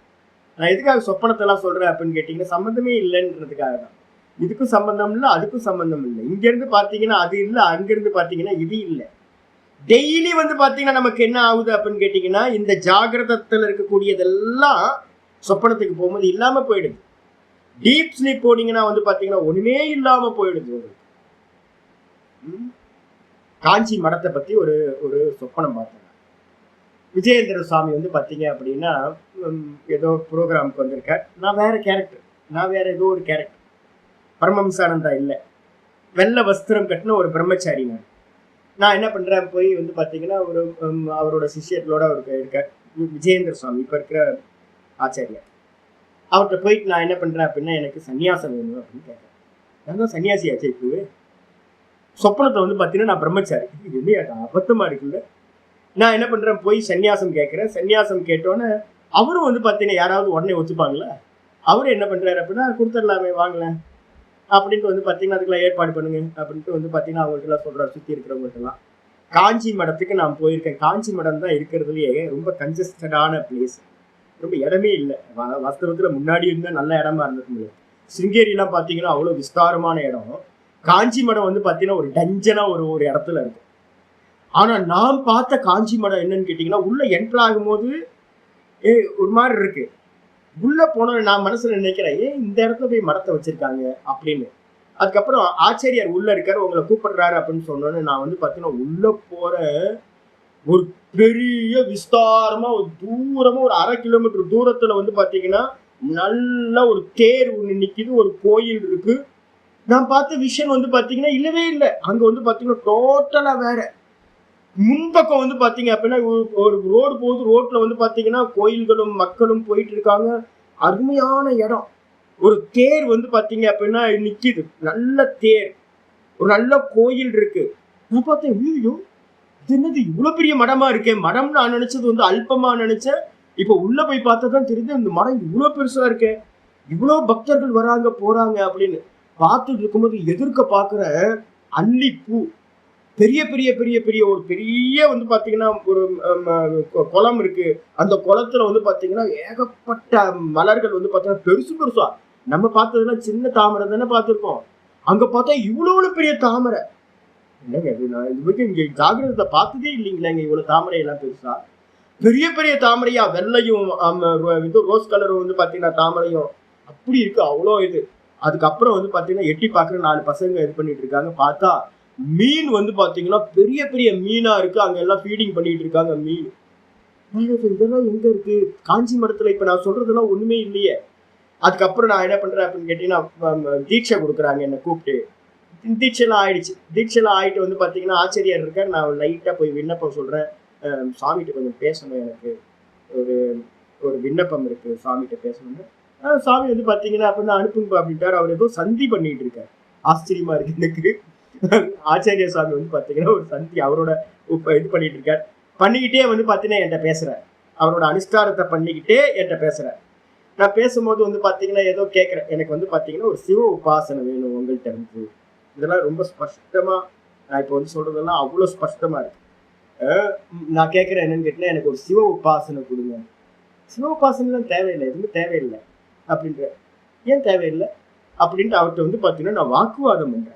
நான் அவர்கிட்ட தீட்சை எடுத்துட்டேன் குருவா. அவர்கிட்ட வந்து பாத்தீங்கன்னா நான் வந்து பாத்தீங்கன்னா வந்து இதுல வந்து பாத்தீங்கன்னா ஒரு சூத்திரம், பிரம்மசூத்திரத்துல இருக்கிற ஒரு சூத்திரத்தை எடுத்து வச்சு அபசூத்ராதிகரணம் அப்படின்ற சூத்திரத்தை நான் சொல்றேன். அபசூத்ராதிகரணத்தை எடுத்து வச்சு நான் வியாக்கியானம் பேசிக்கிட்டு இருக்கேன். அவசரம் அதெல்லாம் தேவையில்லை, அதெல்லாம் தேவையில்லை அப்படின்ட்டு வந்து பாத்தீங்கன்னா வாங்க அதெல்லாம் தேவையில்லை, அதெல்லாம் விடுங்க அப்படின்ட்டு வந்து பாத்தீங்கன்னா என்னை கூப்பிட்டு வந்து பாத்தீங்கன்னா போறாரு. நான் கேட்கிறேன் அவர்கிட்ட, ஆச்சரியத்தை கேட்கிறேன், இவ்வளோ பெரிய மடமா இருக்கு, ஏகப்பட்ட வைதிகர்கள் வந்து பாத்தீங்கன்னா சுத்தி இருக்கிறவங்க எல்லாம் ஏகப்பட்ட வைதிகர்கள் இருக்காங்க. நிறைய வைதிகர்கள், நூற்றுக்கணக்கான வைதிகர்கள் இருக்காங்க சுத்தி. கொஞ்சம் பிரம்மச்சாரிகள்லாம் சுவாமி பக்கத்துல நிக்கிறாங்க. நான் கேட்கிறேன், இவ்வளவு ரிலாக்ஸா உட்கார்ந்துருக்கீங்களே, இந்த வார்த்தையை நான் கேட்கிறேன். என்ன இது இவ்வளவு ரிலாக்ஸா இருக்கீங்க, இவ்வளவு பெரிய மடம், இவ்வளவு காரியம் நடந்துட்டு இருக்கு, நீங்க எப்படி இவ்வளவு ரிலாக்ஸா இருக்கீங்க அப்படின்னு. சுத்தி இருக்கிறவங்க சொல்றாங்க, சாமி எங்க, அவரு எதையுமே பார்க்க மாட்டாரு. சாமி பதில் சொல்லல, சாமிக்கு பக்கத்துல இருக்க மத்தவங்க சொல்றாங்க, பசங்க எல்லாம் சொல்றாங்க, பிரம்மச்சாரிகள்லாம், அவரு எங்க எதையுமே பார்க்க மாட்டாரு, அவர் பாட்டுக்கு இருப்பாரு அப்படின்னு. எல்லாம் வந்து பாத்தீங்கன்னா டீடைல், நான் சொல்றது எல்லாமே ஒரு டீடைல் கூட வந்து பாத்தீங்கன்னா மிஸ்ஸே ஆகல. பர்ஃபெக்ஷன், அவ்வளோ பர்ஃபெக்ஷன். மீன்ல இருந்து, தாமரையில இருந்து, தேர்ல இருந்து, கோயில்ல இருந்து, அங்க இருக்கிற சுவாமி வந்து பாத்தீங்கன்னா அப்படியே விஜயேந்திரர் வந்து பாத்தீங்கன்னா அப்படியே ஸ்பஷ்டமா ஒரு 10-15 வருஷத்துக்கு முன்னாடி எப்படி இருந்தாரோ அது மாதிரி அப்படியே ஸ்பஷ்டமா நானும் கேட்கிறேன். அவர் சொல்றாரு. இது எல்லா நிகழ்ச்சியும் காலையில இப்போ பேக்கப் ஆனோட வந்து பாத்தீங்கன்னா ஒண்ணுமே இல்லையே, நான் சன்னியாசி, நான் எங்க அவர்கிட்ட சன்னியாசம் எடுத்தேன். இப்ப என்ன கேள்வி வருது அப்படின்னு கேட்டீங்கன்னா, இப்ப நமக்கு ஆப்சென்ட் ஆகுதா அப்படின்னா பரமஹம்சானந்தான்ற கேரக்டரை சொப்பனத்துல நம்ம என்ன பண்றோம், மிஸ் பண்ணிடுறோம். டெய்லி மிஸ் பண்றோம். தூக்கத்துல போனதுக்கு பிறகு வந்து பாத்தீங்க அப்படின்னா என்ன ஆயிடுறோம் தூக்கத்துல அப்படின்னு கேட்டீங்கன்னா ஒண்ணுமே இல்லாம போயிடும். தூக்கத்துல ஒரு மண்ணாங்கட்டியும் இல்லாம வந்து பாத்தீங்கன்னா நிம்மதியா தூங்கிட்டு இருக்கோம். அப்ப நமக்கு முடியுதா அப்படின்னு கேட்டீங்கன்னா ஆமா, நம்மளால டெய்லி வந்து பாத்தீங்கன்னா நாமரூபத்தை மிஸ் பண்ணி நாமரூபம் இல்லாத லோகத்துல போய் நானா டெய்லி நம்ம நிக்கிறோம். பகவான் நமக்கு ஆசீர்வாதம் பண்ணியிருக்காரு அவஸ்தாத்திரயத்தை கொடுத்து. அப்ப யாரும் வந்து பாத்தீங்கன்னா இது நம்மளால முடியுமா, இது மாதிரி ஒரு சம்பவமா அப்படின்னு கேட்கவே கேட்காதீங்க. அப்ப பிரம்மனிஷ்டை உடையவன் கண்டிப்பா நம்ம தூக்கத்துல இருக்கிற மாதிரியே லயம் பண்ணி தான் அப்படின்னு நிக்க முடியும். அப்படி நின்னவனுக்கு வந்து பாத்தீங்கன்னா தூக்கத்துல எப்படி சுகம் இல்லை, துக்கம் இல்லை, எதுவுமே இல்லையோ, ஆசை இல்லை, குரோதம் இல்லையோ, அதே மாதிரி ஒரு குழந்தை மாதிரி தூங்குற மாதிரி நல்ல பேக்கப்ல ஆனந்தமா இருக்கும். அது மட்டும் இல்ல, நகி அப்பிராப்த விஷய ஆகாங்ஷா. இந்த ஆகாங்ஷாலேயே 2 விஷயம் இருக்கு. என்னன்னு கேட்டீங்கன்னா 2 ஆஷான்னு ஒண்ணு, காமம்னு ஒண்ணு. ஆஷானா என்ன அர்த்தம் அப்படின்னா அடைஞ்சதுல ஆசை. அடைஞ்சதை வந்து பாத்தீங்கன்னா நம்ம எனக்கு செல்போன் நல்லா இருக்கு, அதுல ஒரு ஆசை இருக்கு எனக்கு. நான் யாருக்கும் கொடுக்க மாட்டேன் என் செல்போன், யாருக்கும் கொடுக்க மாட்டேன். ஏன் அப்படின்னா செல்போன் எனக்கு ரொம்ப பிரியமா இருக்கிறது. இதுக்கு பேர் வந்து ஆஷான்னு பேர். அதே நேரத்துல வந்து காமம்னா என்ன அப்படின்னு கேட்டீங்கன்னா, காமம்னா அடையாததுல ஐயோ எனக்கு ஒரு கார் இருந்தா நல்லா இருக்குல்ல, குவிட்னு ஒரு கார் இருக்கு, சூப்பரா இருக்கு, சின்ன குட்டியோண்டு காரா இருக்கு. டஸ்டர்னு ஒரு கார் இருக்கு, நல்லா இருக்கு காரு, எங்கேயாவது ஒரு யாத்திரை பண்ணிட்டு வரலாம், அந்த ஒரு கார் இருந்தா. அடையல, ஆனா வந்து பாத்தீங்கன்னா எனக்கு ஒரு ஆசை இருக்குன்னு வச்சுங்களா, அதுக்கு பேரு காமம்னு பேரு. அப்போ ஆஷான்றது அடைஞ்சதுல இருக்கிற பிரீத்தி, காமம்ன்றது வந்து பாத்தீங்கன்னா அடையாததுல உண்டாகிற எதிர்பார்ப்பு. அதுக்கு பேரு அதான் இங்க ஆச்சாரியர் சொல்றார், அப்பிராப்த விஷய ஆகாங்ஷா. அடையாத விஷயத்துல எனக்கு இது வேணும் அப்படின்னு தோன்ற ஆகாங்ஷா, எதிர்பார்ப்பு இருக்குல்ல, அது பிரம்மவிதக நகி உபபத்தியதே. இதெல்லாம் லட்சணம். ஒருத்தர் அடைஞ்சிருக்காரா இல்லையான்றதுல வந்து பாத்தீங்கன்னா லட்சணங்கள். இதெல்லாம் கொஞ்சம் கூட வந்து பாத்தீங்கன்னா அடையாததுல இதை அடையணும்ன்ற எண்ணம் பிரம்மஜானிக்கு வந்து பாத்தீங்கன்னா பொருந்தவே பொருந்தாது, உண்டாகவே உண்டாகாது. ஆமா, எஸ்து ஆத்மரதிரேவ ஸ்யாத் ஆத்ம திருப்தஸ்சமானவக 3:17 பக்கத்துல போட்டீங்கன்னா கிளியரா இருக்கும். தஸ்ய காரியம் ந வித்யதே. அவன் தன்னிலையே ரமிச்சு இருப்பான், தன்னிலைய திருப்தியை உடையவனா இருப்பான். தூக்கத்துல நம்ம இருக்கோம்ல, தூக்கத்துல எந்த விஷயமும் இல்லாம ஆனந்தமா தூங்கி இருக்கோம், திருப்தியோட இருக்கும். அதே மாதிரி வந்து பாத்தீங்கன்னா எந்த ஆசையும் இல்லாமல் ஒருத்தன் பிரம்மத்தை அறிந்தவன் இருப்பான். அது மட்டும் இல்ல, ந ஹிருஷ்யதி வா பாட்டக. ஹிருஷ்யதி அப்படின்னா விஷயத்தோட சுகத்தினால அவன் மகிழ்ச்சி அடைய மாட்டான் என்று ந ஹிருஷ்யதி, ந காங்ஷதிக்கு பதிலா ந ஹிருஷ்யத்தின்னு ஒரு பாட்டு பேதம் இருக்கு. நிறைய கீதா வந்து பார்த்தீங்கன்னா நிறைய இடத்துல வேற வேற ஃபார்ம்ல இருக்கும். யாராவது நல்லா கையில் எழுதிதானே எல்லா இடத்துலையும் கொடுத்துருப்பாங்க. அதில் காங்ஷத்தின்ற வார்த்தைக்கு பதிலாக ஹிருஷ்யத்தின்ற வார்த்தை இருக்கு. காங்ஷத்தினா எதிர்பார்ப்பு, ஹிருஷ்யத்தி அப்படின்னா மகிழ்ச்சி. வெளி விஷயங்களோட சந்தோஷம் அவனுக்கு இருக்குமான்னு கேட்டீங்கன்னா, ஒரு ஞானி புருஷனுக்கு நீங்க வந்து பாத்தீங்கன்னா பன்னீர் பட்டர் மசாலா கொடுத்தா ஒண்ணுதான், ஒன்றும் இல்லாத காஞ்சி போன ரொட்டி கொடுத்தாலும் ஒண்ணுதான். அவருக்கு எதுவுமே வந்து பாத்தீங்கன்னா மகிழ்ச்சியை உண்டு பண்ணாது. ஏன் அப்படின்னா அவர் உள்ளுக்குள்ளார இருக்கிற சொரூப சுகத்துல இருக்கார். அதனால வெளியில நடக்கிற எந்த ஒரு பெரிய நிகழ்ச்சியிலையும் அவருக்கு சந்தோஷம் உண்டாகாது. ந ஹிருஷ்யதி அப்படின்னு அர்த்தமாகுது. அதுக்கப்புறம் ஆச்சரியம் சொல்றார், சமசர்வேஷு பூத்தேஷு. அவர் எப்படி பார்ப்பார்? நம்ம தூக்கத்துல ஏதாவது டுவாலிட்டி இருக்கா? எந்த டுவாலிட்டியும் இல்லை. அது அப்படியே வந்து பாத்தீங்கன்னா என்ன இருக்கும் அப்படின்னா, பிரம்மத்தை அடைந்தவனிடத்துல என்ன இருக்கும்? எந்த ஒரு டுவாலிட்டியும் அவனுக்கு இருக்கவே இருக்காது. இதுல வந்து பாத்தீங்கன்னா கீதால வந்து பாத்தீங்கன்னா 13, 27, 28 போட்டுங்க. சமம் சர்வேஷு பூத்தேஷு. என்னன்னு கேட்டீங்கன்னா கீதால சொல்லும் போதே சொல்றாரு, 13வது அத்தியாயத்துல இருக்கிற ஸ்லோகம் வந்து பாத்தீங்கன்னா 27. சமம் பஷ்யன்கி சர்வத்திர திஷ்டந்தம் பரமேஸ்வரம். என்ன அப்படின்னு கேட்டீங்கன்னா எல்லா இடத்துலயும் ஈஸ்வரனையே பார்க்கிறவன் அவன். வினஷ்யத்சு அவினஷ்யந்தம் யக பஷ்யதி சபஷ்யதி. என்ன அருமையான ஸ்லோகம் தெரியுங்களா? எல்லா இடத்துலயும் ஈஸ்வரனையே பார்க்கிறான். எந்த ஈஸ்வரன் அப்படின்னு கேட்டீங்கன்னா நிர்குண நிராகாரம். அப்படி பார்க்க முடியுமா சாமி அப்படின்னு கேட்டீங்கன்னா நம்ம தூக்கத்துல அப்படிதான் பார்த்துக்கிட்டு இருக்கோம். நம்மளோட அனுபவம் டோட்டலா அப்படியே அனுபூதி, டெய்லி தூக்கத்துல அனுபூதி தான் இருக்கும் நம்ம. அப்ப நமக்கு வந்து அங்க வேற டைம் இல்லை, வேற ஸ்பேஸ் இல்லை, வேற வஸ்துக்கள் இல்லை, இருக்கிறது ஒண்ணு மட்டும்தான் இருக்கு. ஏக்கமே அத்விதீயமா வந்து பாத்தீங்கன்னா ஒண்ணு மட்டும்தான் இருக்கு. ஏக்கமேவ அத்விதீயமா ஒரே ஒரு பிரம்மம் மட்டும்தான் இருக்கு. இதே மாதிரி வந்து பாத்தீங்கன்னா ஒருத்தன் என்ன பண்ணுவான் அப்படின்னா சர்வத்திலையும் பேரலல் ரியாலிட்டின்னு ஒண்ணு சொன்னோம்ல, தங்கம் ஒரு ஒரிஜினல் ரியாலிட்டி, அதுக்கு மேல ஆபரணங்கள் எல்லாம் பேரலல் ரியாலிட்டி, வாஸ்தவம்ல போய். அப்ப வந்து ஒருத்தன் பிராக்டிஸ் பண்ணி தங்கத்தையே பார்க்க ஆரம்பிச்சுட்டானே நாமும் அப்படின்னு கேட்டீங்கன்னா தங்கத்தையே பார்ப்பான். அப்போ சர்வத்திலையும் வந்து பாத்தீங்கன்னா நான் நான் நான் நான் தான் இருக்கு, நானுக்கு அந்நியமா வேற ஒண்ணும் இல்லை அப்படின்னு சர்வபூதேஷு சமஹா, எல்லா ஜீவராசிகள்லையும் சமமா இருக்கக்கூடிய இந்த நான் கான்சியஸ்னஸ் அப்படின்றத என்ன பண்ணுவான், ஆத்ம உபம்யேன சர்வத்திர 6:32 வந்து பாத்தீங்கன்னா ஆச்சாரியர் சொல்றார், எல்லா ஜீவராசியில சகஜ அவஸ்தையில வந்தவனை பாத்தீங்கன்னா உங்களுக்கு தெரியும். யாரெல்லாம் சகஜ அவஸ்தையில இருக்காங்களோ கருணாமூர்த்தி நம்ம சொல்லுவாங்க. என்ன காரணம் அப்படின்னு கேட்டீங்கன்னா இவர் நம்ம வள்ளலார் சுவாமி சொல்ற மாதிரி வந்து பாத்தீங்க அப்படின்னா வாடிய பயிரை கண்ட போதெல்லாம் நானும் வாடினேன். யோசிச்சு பாருங்க, ஒரு சின்ன செடி வாடிச்சுன்னா இவங்களுக்கு பொறுக்காது.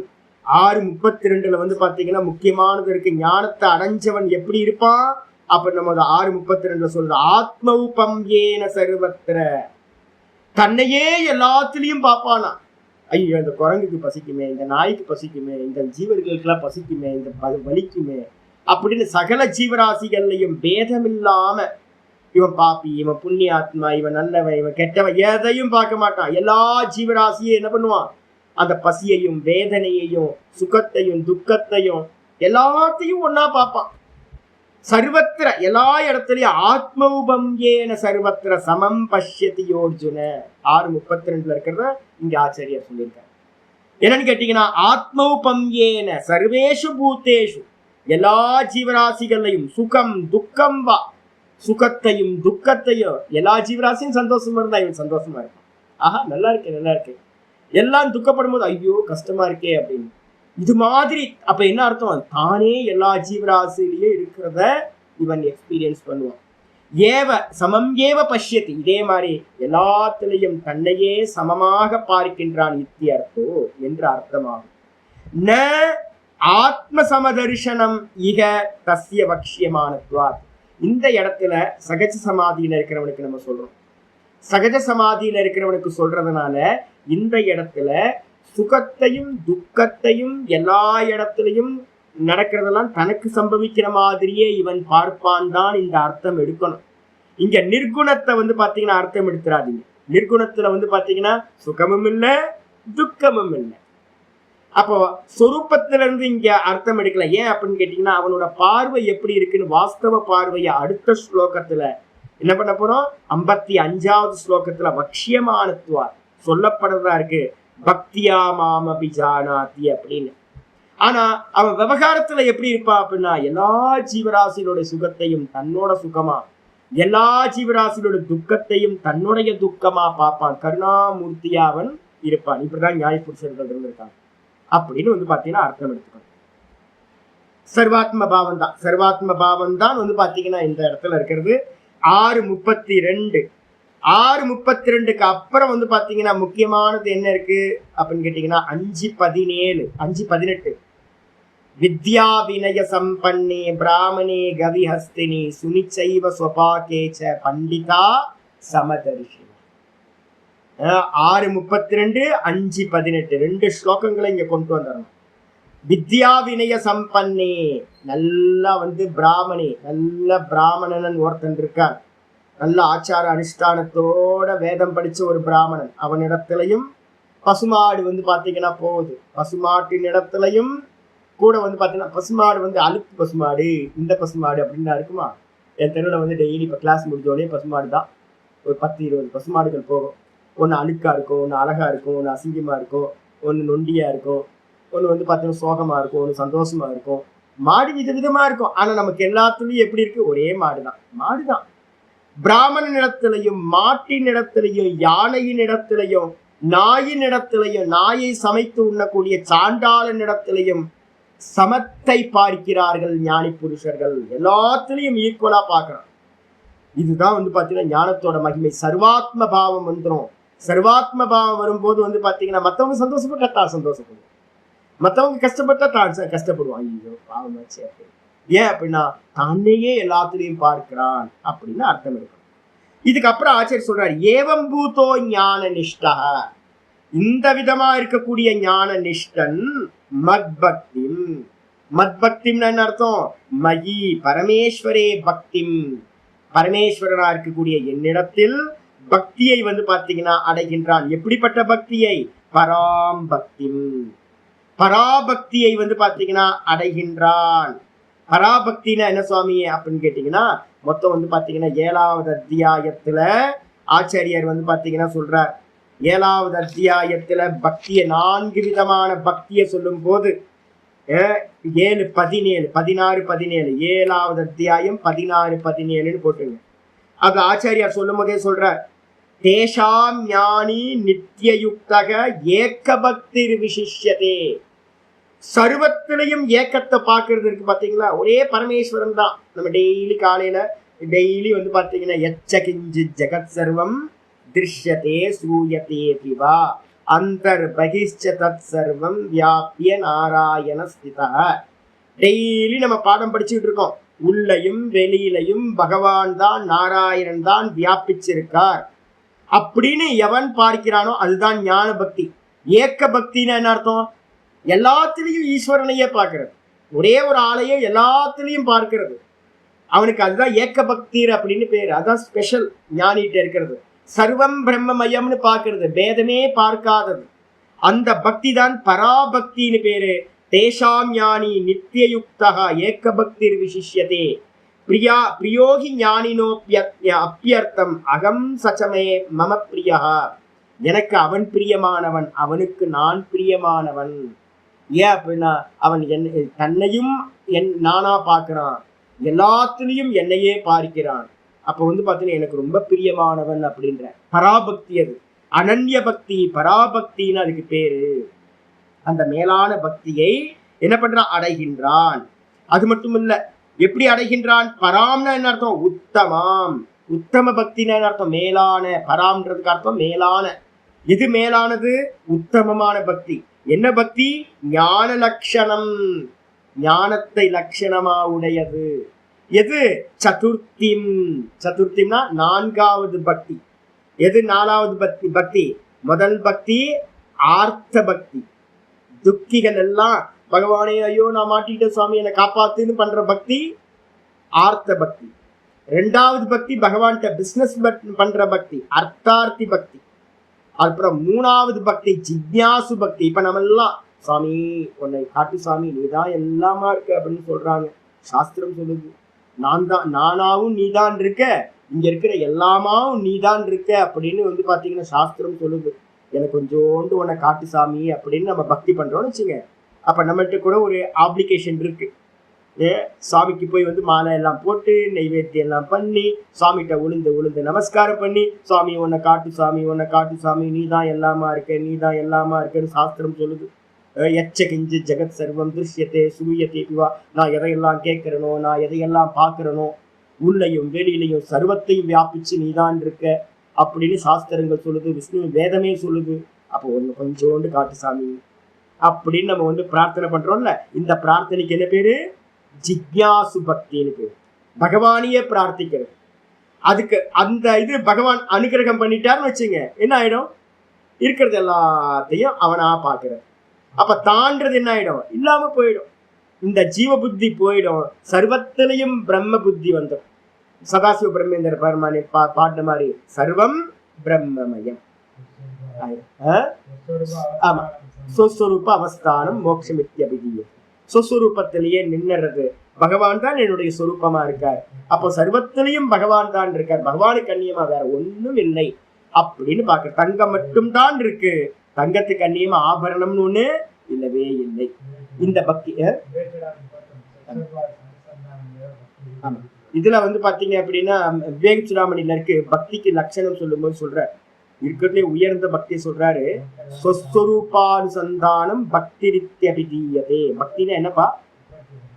3:31 விவேக சுடாமணின்னு பக்கத்துல போட்டு. பக்தி ஞான பக்தினா என்ன அர்த்தம்? ஞான பக்தினா என்ன சுவாமி அர்த்தம் அப்படின்னு கேட்டீங்கன்னா, பகவான் எனக்குள்ளார நானா இருக்க, பகவான் எனக்குள்ளார நானா இருக்க. மனசுல நல்லா இது மிஸ்மரிசம் இல்லை, இது பொய் இல்லை, நம்புங்க. நம்ம பாத்தீங்க அப்படின்னா கோயபல்ஸ் தியரின்னு ஒண்ணு இருக்கு. இவன்கிட்ட பாத்தீங்க அப்படின்னா ஹிட்லர்கிட்ட ஒரு இராணுவ அமைச்சர் ஒருத்தர் மந்திரி. அவன் என்ன பண்ணான் அப்படின்னா ஒரு ஒரு ஒரு பிலாசபி ஒன்று வச்சிருந்தான். அதுக்கு பேர் பாத்தீங்கன்னா அவன் பேர் கோயபல்னு பேர். அவன் கோயபல்ஸ் தியரி அப்படின்னா என்ன அர்த்தம்னா, ஒரு பொய்ய 1,00,000 முறை சொன்னீங்கன்னா அது என்ன ஆயிடும்? உண்மை ஆயிடும் அப்படின்னு அவன் சொல்லுவான். அது மாதிரிதான் மக்களை பாத்தீங்கன்னா அவங்க ஏமாத்திக்கிட்டு இருந்தாங்க. இப்ப நம்ம டிஎம்கே கவர்மெண்ட் பண்ணிட்டு இருக்குல்ல, நாடு ஃபுல்லா பாத்தீங்கன்னா டிவி எதை திறந்தாலும் டிஎம்கேவோட விளம்பரம். ஏதோ பொன்னாட்சி, ரொம்ப பெரிய ராமராட்சி நடந்த மாதிரி, ராமராஜ்யம் நடந்த மாதிரி 1000 முறை சொன்னோன்னு நமக்கு ஒருவேளை உண்மைதானோ அப்படின்னு நம்ம நம்ப ஆரம்பிச்சிருவோம். பொய்யவே நம்ப ஆரம்பிக்கிற மாதிரிதான் விளம்பரங்கள் எல்லாம் நடக்குது, அட்வர்டைஸ்மெண்ட் எல்லாம் அப்படிதான் நடக்குது. இப்ப சாஸ்திரம் என்ன சொல்லுது அப்படின்னு கேட்டீங்கன்னா, சுவாமிதான் எனக்குள்ளார நானா இருக்கார். அப்ப மனசுக்குள்ளார நம்ம என்ன பண்ணணும் அப்படின்னு கேட்டீங்கன்னா, அது சத்தியம், பொய் இல்லை. யாரோ பொலிட்டீஷியனோ இல்ல ஒரு ப்ராடக்டை விற்கிறதுக்காக ஒரு கம்பெனியோ பண்ற கோல்மால்லாம் இல்லை. வேதம் பாத்தீங்கன்னா சத்தியத்தை சொல்லுது. சுவாமிதான் எல்லாத்துக்குள்ளாரையும் நானா இருக்கார். அப்ப மனசுக்குள்ளார நம்ம என்ன பண்ணணும்? திரும்ப திரும்ப கொண்டு வரணும். நானா இருக்கிறது தான் சுவாமி, நானா இருக்கிறது தான் சுவாமி, சுவாமி நானா இருக்கார், சுவாமி நானா இருக்கார், எனக்குள்ளார நானா இருக்கார், இந்த தேகம் நான் இல்ல, சுவாமிதான் நான் அப்படின்னு பாவிக்க ஆரம்பிக்கணும். இதுக்கு பேரு சொஸ்வரூப அனுசந்தானம் அப்படின்னு பேரு. தன்னுடைய சொரூபத்தையே அனுசந்தானம் பண்றது. வெளியில விக்கிரகத்தை பார்க்கணும், சுவாமி விக்கிரகத்தை, அதுக்கப்புறம் சுவாமி நீதான் எனக்குள்ளார நானா இருக்க அப்படின்னு பாவிக்கணும். அப்ப என்ன ஆகும் அப்படின்னா அபேத சிந்தனம் வந்துடும். உங்களுக்கு பேதம் வராது. நான் வெளியில நீ பாக்குறனே சங்கு சக்கர கதாதாரியா நீ இருக்கியே, நீ எங்க இருக்க? எனக்குள்ளார ஆத்மாவா நீதான் இருக்க, நானா இருக்க சுவாமி நீ அப்படின்னு சதா பாவிக்கிறதுக்கு பேரு சொஸ்வரூப அனுசந்தானம் பக்திர் இதி அபிதீயதே. பக்தி என்று சொல்லப்படுகிறது. இதான் மேலான பக்தி. இத பண்ணி பண்ணி பண்ணி ஒருத்தன் பாத்தீங்கன்னா அதுலயே நின்னுட்டான்னு வச்சுங்களேன், என்ன ஆயிடும்? ஈஸ்வரன் தான் எல்லாத்திலையும் இருக்கார் அப்படின்னு தெரிஞ்சிடும். அந்த பக்தியை பாத்தீங்கன்னா அடைகின்றான் அப்படின்னு சொல்றாரு. சதுர்விதா பஜந்தே மாம்னு 7:16 கூடவே 7:17 எடுத்துக்கணும். 2 ஸ்லோகங்கள்ல இது உக்தம் சொல்லப்பட்டிருக்கு. அந்த 4வது பக்தி ஞானியோட பக்தி. ஞானினா யாரு? இப்ப நீங்க பகவத்கீதை படிச்சிட்டீங்கன்னா என்ன பேரு? ஞானிதான். ஆமா, 600-700 மணி நேரம் கொடுத்துட்டு பாத்தீங்கன்னா எனக்கு ஒண்ணுமே தெரியாதுன்னா இப்ப இப்ப இப்ப நான் சொல்றது அப்படியே பாவிங்க. ஈஸ்வரன் மட்டும்தான் இருக்கார். தங்கம், அதான் சத்தியம். கம்மலுக்குள்ளார யாரு இருக்கா? தங்கம் தான் இருக்கு. மூக்குத்திக்குள்ளார யாரு இருக்கா? தங்கம் தான் இருக்கு. யாரு? அந்தர்யாமி. தங்கத்துக்குள்ளார இது மூக்குத்திக்குள்ளார அந்தர்யாமியா தங்கம் இருக்கு. கமலுக்குள்ளார அந்தர்யாமியா தங்கம் இருக்கு. ஒட்டியானத்துக்குள்ளார அந்தர்யாமியா தங்கம் இருக்கு. நெக்லஸ்க்குள்ளார அந்தர்யாமியா தங்கம் இருக்கு. அதே மாதிரி எனக்குள்ளார அந்தர்யாமியா சுவாமி இருக்கார். உங்களுக்குள்ளார அந்தர்யாமியா சுவாமி இருக்கார். மாட்டுக்குள்ளார அந்தர்யாமியா சுவாமி இருக்கார். அப்ப எது உண்மை, எது பொய்? தங்கத்துக்கு மேல இருக்கிற கம்மல் மூக்குத்தி எல்லாம் பொய், நாமரூபம். தங்கம் மட்டும்தான் சத்தியம். அப்ப எது சத்தியம்? எனக்குள்ளார இருக்க சுவாமி மட்டும்தான் சத்தியம். இந்த நாமரூபம் சும்மா, நான் கம்மலு, நீங்க மூக்குத்தி, இன்னொருத்தர் ஒட்டியான மாதிரி எல்லாம் பேர் வச்சுக்கோ, வெறும் பேர். வாஸ்தவத்துல சுவாமி மட்டும்தான் சத்தியம். இத பாத்தீங்கன்னா யதார்த்தம், இதை பாவிச்சுக்கிட்டே இருக்கிறது. இதுதான் 4வது ஞானி பக்தின்னு பேர். இதுல பாவிச்சு பாவிச்சு அதுல எஸ்டாப்ளிஷ் ஆயிட்டீங்கன்னா ஞான நிஷ்டன் ஆயிடுறீங்க. அதுக்கப்புறம் பாவிக்கிறதுக்கே தேவையில்லாம போயிடும். நான் தான் ஈஸ்வரன் தான், நான் எல்லாம் இருக்கிறது ஒண்ணுதான், இது எல்லாம் பொய் அப்படின்னு நிலையா ஆயிடும். இதோட இந்த ஸ்லோகம் முடியுது. அடுத்த ஸ்லோகத்துக்கு வந்து ரொம்ப முக்கியமான ஸ்லோகம் வந்து பார்த்தீங்கன்னா 55வது ஸ்லோகம்.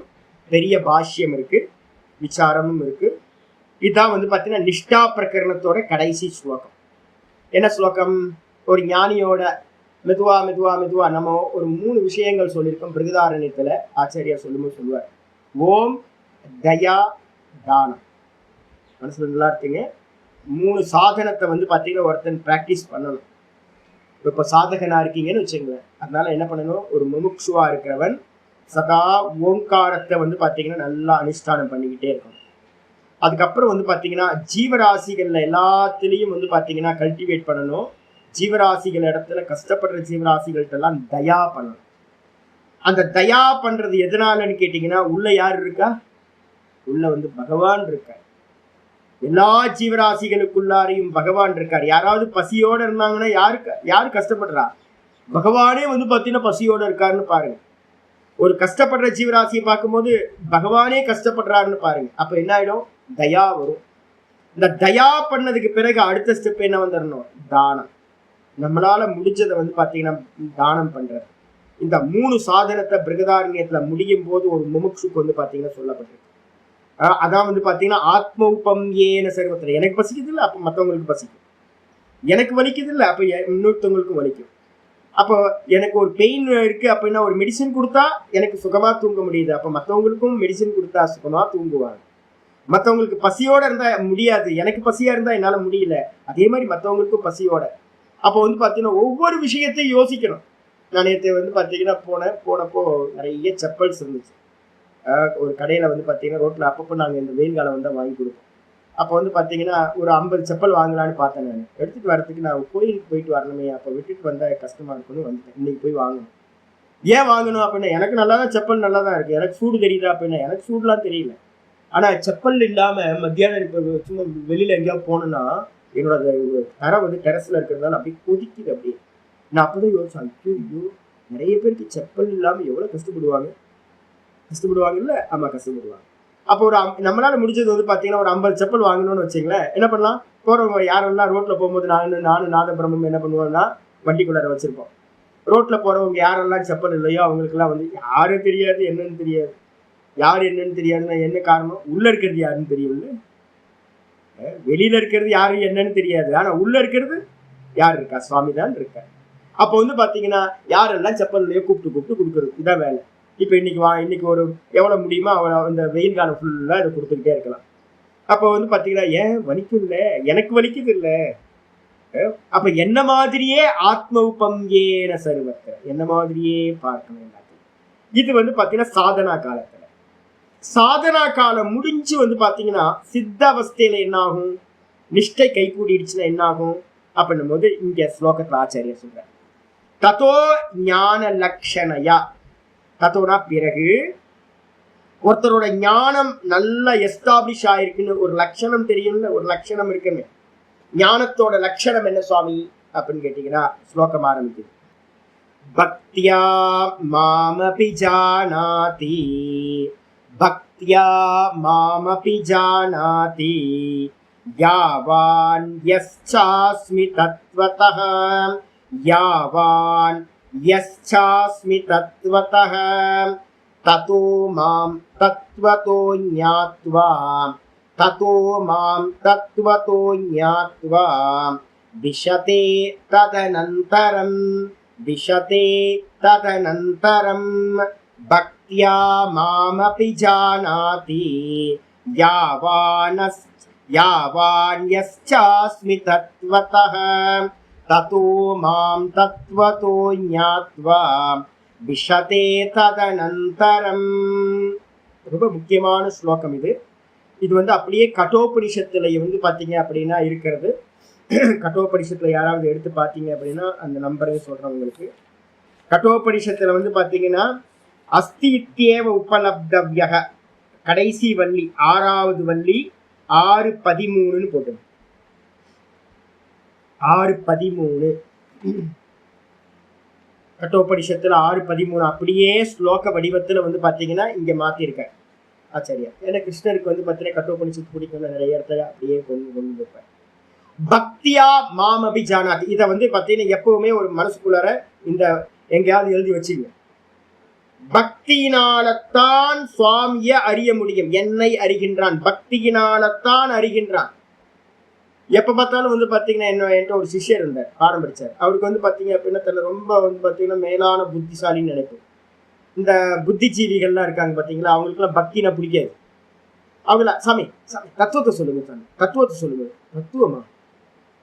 பக்தி பேசுனா அவருக்கு பிடிக்காது. சாது சன்னியாசி பக்தின்னு பேசுனாவே அவருக்கு வந்து பாத்தீங்கன்னா ஏதோ டிஸ்டர்ப் ஆவார். என்ன பண்ணுவாரு அப்படின்னா, சாமி தத்துவத்தை சொல்லுங்க, தத்துவத்தை சொல்லுங்க. தத்துவமா? என்ன நினைச்சுக்கிட்டு இருக்காங்க இந்த ஊர் உலகத்துல? ஏகப்பட்ட பேர் இருக்காங்க. ஜெய கிருஷ்ணமூர்த்தியோட குரூப் எல்லாம் பாத்தீங்கன்னா தெரியும், புத்திஜீவி எல்லாம். வெறும் டெக்னிக்கலாவே பேசிக்கிட்டு போனீங்க அப்படின்னா வந்து பாத்தீங்கன்னா சத்தம் கேட்கும் சாமி. கிரீஸ் இல்லாத வண்டி என்ன ஆகும்? லூப்ரிகன்ட் இல்லாம கிரீச்சு கிரீச்சு கிரீச்சு கிரீச்சுன்னு இருக்கும் பாத்தீங்களா, அது மாதிரி ஆயிடும். வரட்டு வேதாந்தமா போயிடும். வேதாந்தம்ன்றது வந்து பாத்தீங்கன்னா பக்தி தான், சகுணம் தான் நிர்குணம். ஈஸ்வரஸ்ய த்வே ரூபே, ஈஸ்வரனுக்கு 2 ரூபம், சகுணம் நிர்குணம்.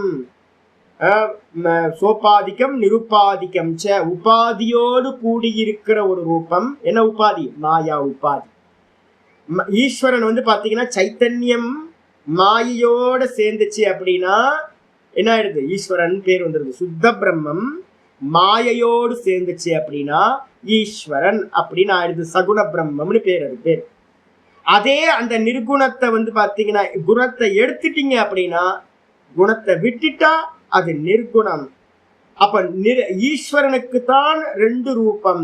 சகுணமும் அவருடைய ரூபம்தான், நிர்குணமும் அவருடைய ரூபம்தான். அப்ப நம்ம எங்க இருந்து ஆரம்பிக்கணும்? இப்ப நம்ம நாம ரூபத்துல தானே இருக்கோம். என்னுடைய தேகம் நாம ரூபமா இருக்கு, இந்த ஜெகத்து நாம ரூபமா இருக்கு, இதெல்லாம் நான் சத்தியம் நினைச்சுக்கிட்டு இருக்கேன். அப்ப ஈஸ்வரனை எந்த ரூபத்துல பார்க்கணும் முதல்ல அப்படின்னு கேட்டீங்கன்னா, அந்த சகுண ரூபத்தை பிரீத்தி பண்ணி தான் அந்த நிர்குணத்தை அறிய முடியும். இந்த நீங்க சகுணத்தை தாண்டாம நிர்குணத்தை என்ன பண்ண முடியாது, அச்சீவ் பண்ண முடியாது. அப்படியே சத்தம் போட்டுக்கிட்டு வரட்டு வேதாந்தம் பேசிக்கிட்டு அலைய வேண்டியதுதான். ஊர்ல நிறைய பேர் இருக்காங்க, வெறும் புத்திஜீவிகளா, ஒன்னுத்துக்கு யூஸ் ஆகாது. அப்ப முதல்ல நமக்கு மனசுல நல்லா புரிஞ்சுக்கணும், பக்தியா மாம் அபிஜானாதி. எங்க வந்து எழுதுறாரு பாருங்க, நிஷ்டா பிரகரணத்துல வந்து எழுதுறார், பக்தியினால் என்னை அறிகின்றான். இதான் வந்து பாத்தீங்கன்னா கிருஷ்ணனோட வச்சனம். அப்ப வந்து பாத்தீங்க அப்படின்னா சகுண பக்தியை விட்டுட்டு ஒருத்தருக்கு நிர்குணம்ன்றது ஒண்ணு கிடைக்காது. ஏன்? மாண்டூக்கியத்துல சொல்லுது, மகாரம் இருக்குல்ல, மகாரத்தை பத்தி பேசும்போது அகார உக்கார மகாரம். மகாரம் தான் வந்து பாத்தீங்கன்னா சமஷ்டி காரண சரீர அபிமானி ஈஸ்வரா. எல்லா காரணம் ஒன்னும் தெரியலன்னு தூக்கத்துல இருக்கோம்ல, நான் சுகமா தூங்குன ஒன்னும் தெரியல. எல்லா ஜீவர்களும் தூங்கும் போது இருக்கிற அந்த கலெக்டிவா இருக்கிற காரண சரீரம் என்னது? இப்ப நான் இண்டிவிஜுவல் காரண சரீரம், நான் சுகமா தூங்குன ஒன்னும் தெரியல, என்னோட இண்டிவிஜுவல். இது மாதிரி எல்லா ஜீவராசிகளும் எறும்புல இருந்து பிரம்மா வரைக்கும் தூங்குனா அங்க இருக்கிறது யாரு அப்படின்னா அந்த பகவானுக்கு பேர் வந்து பாத்தீங்கன்னா ஈஸ்வரன் அப்படின்னு பேர். அப்ப ஈஸ்வரன் எப்படி இருக்கார் அப்படின்னு கேட்டீங்கன்னா, நான் சுகமா தூங்குன ஒன்றும் அறியவில்லை. சுவாமிதான் சுகமா தூங்குறார், சுகமா இருக்கார், அவரு கூட ஒன்னும் தெரியலன்றது யாரு அப்படின்னு கேட்டீங்கன்னா அம்பாள் வந்து பாத்தீங்கன்னா ஒன்னும் தெரியலன்னு மாயா சக்தியா இருக்காரு. அப்ப வந்து பாத்தீங்கன்னா பகவான் தான் வந்து பாத்தீங்கன்னா மகார சுரூபின்னு பேரு. அகார உக்கார மகாரம். இந்த மகாரத்துல என்ன ஆகும்னா அகார உக்காரங்கள் போயிட்டு லயமாகும், திரும்ப அந்த மகாரத்துல இருந்து வெளியில படும். ஓம் சொல்லுங்க பார்க்கலாம். ஓம் ஓம் ஓல என்ன மறைஞ்சிருக்கு? அகார உக்காரம் தான் ஓவா இருக்கு. ஆ ஊ சேர்ந்து ஓ. இது எங்க போய் முடியுது? இம்முல போய் லயமாகுது. ஓம் ஓம் ஓம் ஓம் ஓம் ஓம். இந்த ஆ ஊ வந்து பாத்தீங்கன்னா மகாரத்துல லயமாயிட்டு திரும்ப அந்த மகாரத்துல இருந்து தான் அடுத்த ஓ ஆரம்பிக்குது. ஓம் ஓ. அடுத்த ஓ எங்க இருந்து ஆரம்பிக்குது? மகாரத்துல இருந்து ஆரம்பிக்குது.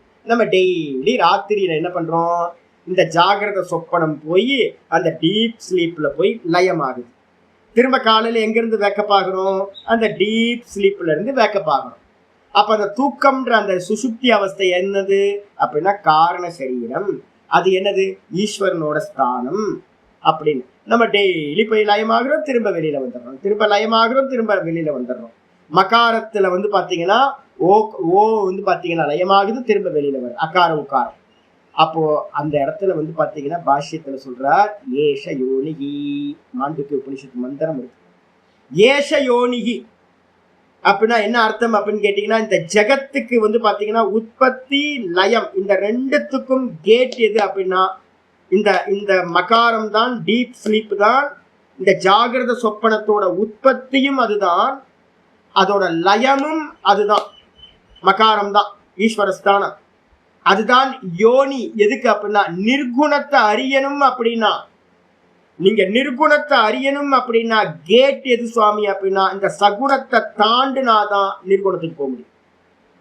இப்ப ஜாகிரதம் சொப்பனம் சுசுப்தி, திரும்ப கீழே வந்துடுறோம். ஜாகிரதம் சொப்பனம் சுசுப்தி, திரும்ப ஜாகிரதத்துக்கு வந்துடுறோம். டெய்லி அனந்த காலத்திலிருந்து நம்ம சுத்திக்கிட்டே இருக்கோம். ஈஸ்வரன் தான் வந்து பாத்தீங்கன்னா ஏச சேத்து, இவர் தான் கரை மாதிரி இருக்கார், முட்டிச்சந்து மாதிரி. அங்க போனதுக்கு அப்புறம் நம்மளால திரும்ப அதை தாண்டி போக முடியல, ஈஸ்வரனை தாண்டி போக முடியல. நம்ம டெய்லி தூக்கத்துக்கு போயிடுறோம், திரும்ப வந்து பாத்தீங்கன்னா வெக்க பயிர் சம்சாரத்துக்கு வந்துடுறோம். இது அனந்த கோட்டி ஜென்மங்களா இதேதான் நடந்துகிட்டு இருக்கு, ஆவர்த்தி ஆயிட்டே இருக்கு. ஏன் அப்படின்னு கேட்டீங்கன்னா அதை தாண்டி போனாதான் நிர்குணம். நான் ஒன்றும் அறியவில்லை, சுகமா தூங்குன ஒன்றும் அறியவில்லை. அந்த ஒன்றும் அறியவில்லைன்றது மாயா. அதை எடுத்துட்டீங்கன்னா என்ன ஆயிடும், நான் சுகமா இருக்கேன், அதான் துரியம். அகம் சச்சிதானந்த ஸ்வரூபம்ன்றது நான், வெறும் நான் மட்டும் தான் ஸ்வரூபம், துரியம்னு பேரு. ஆனா இப்ப நம்ம எங்க நிக்கிறோம், டெய்லி வந்து பாத்தீங்கன்னா நான் சுகமா தூங்கின ஒன்னும் தெரியலன்றதுல மாயையில போய் மாட்டிக்கிட்டு திரும்ப வந்த. அப்ப அந்த மாயாவை வந்து போக்கணும்னா கீதால வந்து பாத்தீங்கன்னா 7வது அத்தியாயத்துல சொல்லும் போதே சொல்ற, தெய்வீ ஹேஷா குணமயி மம மாயா துரத்தியா மாமேவ ஏ பிரபத்யந்தே மாயாமேதாம் தரந்திதே. ரொம்ப முக்கியமான ஸ்லோகம். அப்ப நீங்க வந்து பாத்தீங்க அப்படின்னா அனன்ய பக்தி, நிஷ்காம பக்தி, அகேத்துக்க பக்தியை வந்து பாத்தீங்கன்னா பகவான் இடத்துல பண்ணணும். ஒரே ஒரு பிரார்த்தனை பண்ணணும். என்ன பிரார்த்தனை பண்ணணும்னா, எனக்கு இதை கூட அதை கூடன்னு கேட்டுக்கிட்டு இருந்தீங்கன்னா மாயையிலே சுத்திக்கிட்டு இருக்க வேண்டியதுதான். மொத்த சம்சாரம் எங்க சுத்திக்கிட்டு இருக்கு, ஆர்த்த பக்தி அர்த்தார்த்தி பக்தியிலே சுத்திக்கிட்டு இருக்கு. போச்சு. சுவாமிகிட்ட என்ன பிரார்த்தனை பண்ணணும் அப்படின்னா, சுவாமி இந்த மாயையை கொஞ்சம் விலக்கிட்டு உன்னை காட்டு சுவாமி, இதுதான் பிரார்த்தனை பண்ணணும். எத்தனை காலம் சுவாமி நான் இந்த சம்சாரத்துல சுத்தி தெரியறது மாயையிலேயே, உன்னோட மாயையை கொஞ்சம் விளக்கிக்கும் சாமி, நான் உன்னை தரிசனம் பண்ணணும் சாமி அப்படின்னு கேட்கணும். அகேத்துக்க பக்தி, எனக்கு எதுவுமே வேணாம் சாமி, நீ தான் வேணும் சாமி, உனக்கு உன்னை தவிர்த்து எனக்கு எதுவுமே வேணாம் அப்படின்னு அவரையே யாரு சரணாகதி பண்றாங்களோ, அவரையே யாரு பிரார்த்திக்கின்றாங்களோ, யமை வேஷ விருணத்தே தேன லப்யக கட்டோபனிஷத்து மந்திரம் சொல்லுது. நீங்க செலக்ட் பண்றது வந்து பாத்தீங்க அப்படின்னா ஏகப்பட்ட விஷயங்களை செலக்ட் பண்ணீங்க அப்படின்னா பகவான் கிடைக்க மாட்டார். எவன் பகவானையே செலக்ட் பண்றானோ, வரணம் பண்றானோ, அவனுக்கு வந்து பாத்தீங்கன்னா அந்த பகவான் தன்னை வெளிப்படுத்துகின்றார். அப்ப வந்து பாத்தீங்கன்னா ஒரே ஒரு பக்தி தான் இருக்கணும். என்ன பக்தி அப்படின்னு கேட்டீங்கன்னா ஆத்ம காமம் மட்டும்தான் இருக்கணும். சுவாமியை அறியணும், மாயை வேணாம் எனக்கு அப்படின்னு சுவாமிகிட்ட நல்லா பிரார்த்தனை பண்ணணும். அப்ப சகுணமா இருக்கக்கூடிய பரமேஸ்வரன்ட்ட என்ன பண்ணணும், அம்மாவை கொஞ்சோண்டு விலக்கிக்கிட்டு உன்னை காட்டு சுவாமி, இது வரைக்கும் நீ வந்து பார்வதி பரமேஸ்வரனா காட்சி கொடுக்குற, போதும் சாமி எனக்கு போதும், மோட்சம் எனக்கு இல்லை, அதனால நீ என்ன பண்ண, பார்வதி அம்மாவை விட்டுட்டு உன்னை மட்டும் எனக்கு காட்டு அப்படின்னு பிரார்த்தனை பண்ணணும். உன்னுடைய மாயையை கொஞ்சம் விலக்கிக்கோ அப்படின்னு பிரார்த்தனை பண்ணணும். ஆனா என்ன அப்படின்னு கேட்டீங்கன்னா அதுதான் அந்த ஈஸ்வரனோட அனுகிரகம் இருந்தாதான் இந்த சம்சார முடிவுக்கு வந்து அவருடைய நிர்குணம் நமக்கு தெரியும். அப்ப வந்து பாத்தீங்கன்னா நல்லா தெரிஞ்சுக்கணும், நீங்க பக்தியை ஸ்கிப் பண்ணிட்டு பைபாஸ் பண்ணிட்டு மோட்சத்தை அடையவே முடியாது. அதனால வந்து பாத்தீங்கன்னா பக்தியா மாமபி ஜானாதி, பக்தியினால் என்னை அறிகின்றான். எப்படிப்பட்ட என்னை? இப்ப நம்ம எல்லாம் வந்து பாத்தீங்கன்னா நாம ரூபத்தோட தானே சுவாமியை பார்த்துக்கிட்டு இருக்கோம். அப்ப வந்து பாத்தீங்கன்னா மந்திரம் சொல்லுது என்னன்னு கேட்டீங்கன்னா அகம் யகஸ்ச, மந்திரத்தை அந்த பிரிங்க. யாவான தனியா பிரிச்சுருங்க. யாவான் யஹ எஸ்ச எஸ்சவை பிரிச்சிங்கன்னா யஹா ச அஸ்மி. 3 வார்த்தை இருக்கு. யாவான் எஸ்ச அஸ்மி. நான் எந்த விதமாயிருக்கின்றேன், நான் யார் அப்படின்னும். யகான்றது யக அஸ்மின்னு இருக்குல்ல, நான் யார் என்றும் இருக்குல்ல, அதுக்கு பக்கத்துல உபாதி இல்லாதன்னு போட்டுங்க. பிராக்கெட்ல வந்து போட்டு உபாதி இல்லாதன்னு போட்டுங்க. நான் யார் என்று, சுவாமி யாரு அப்படின்றதையும் கூடவே வந்து பாத்தீங்கன்னா யாவானு. யாவான் அப்படின்னா நான் எவ்விதமா இந்த உலகமா இருக்கேன், நான் எவ்வளவா இருக்கேன். யாவான்றதுக்கு அர்த்தம் நான் எவ்வளவா இருக்கேன் அப்படின்னா உபாதியோடுன்னு பிராக்கெட்ல போட்டு. எஸ்ச அப்படின்றது வந்து பாத்தீங்கன்னா எஸ்ச அஸ்மின்றது, எஸ்ச அஸ்மினா உபாதி இல்லாத நான். யாவான் அப்படின்றது உபாதியோடு கூடிய நான். இந்த ரெண்டுத்தையும் வந்து பாத்தீங்கன்னா எவ்விதமா நான் இருக்கேன் அப்படின்றது தத்துவத்தக அப்படின்னா உள்ளது உள்ளபடியாக. தத்துவமா வந்து பாத்தீங்கன்னா அபிஜானாதி அறிகின்றான். அதனாலதான் நம்ம சொல்றோம், பக்தி பண்ணும் போதே முதல்ல உங்களுக்கு என்ன தோணுதா பண்ணுங்க. கர்மயோகமா வந்து பாத்தீங்கன்னா ஈஸ்வர அர்ப்பணம் பண்ணிக்கிட்டே வாங்க. அப்புறம் மெதுவா அப்கிரேட் ஆகுங்க.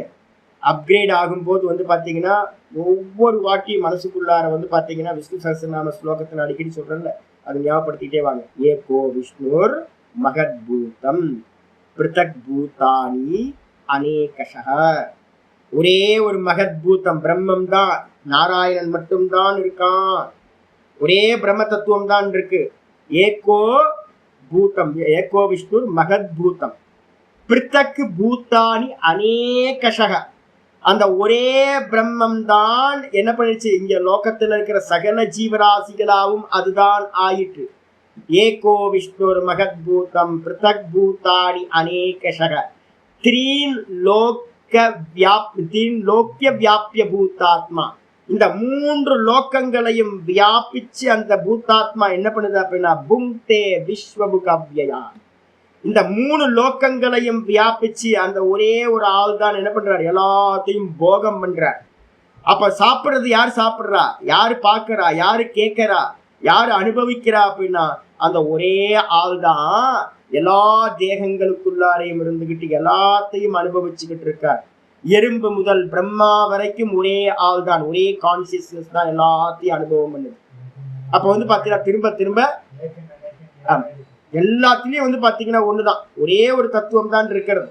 அப்போ என்னன்னு கேட்டீங்கன்னா நமக்கு நல்லா புரியணும். என்னன்னு கேட்டீங்கன்னா இந்த மாதிரி உள்ளது உள்ளபடி அறியணும். எப்படி முதல் ஸ்டெப் வந்து விராட்டு, இந்த மொத்த ஜீவராசிகளும் ஈஸ்வரனோட ஸ்தூல தேகம். அப்ப எறும்பு முதல் கொண்டு எல்லா ஜீவராசிகளையும் ஈஸ்வரனா பாக்குறது ஸ்தூலம். அப்புறம் கண்ண மூடுனா வந்து பாத்தீங்க அப்படின்னா சூக்ஷ்ம தேகம் எல்லாம் இரண்ய கர்ப்பர். என்னுடைய மனசு வந்து பாத்தீங்கன்னா எல்லா மனசும் வந்து பாத்தீங்கன்னா இரண்ய கர்ப்ப மனசு.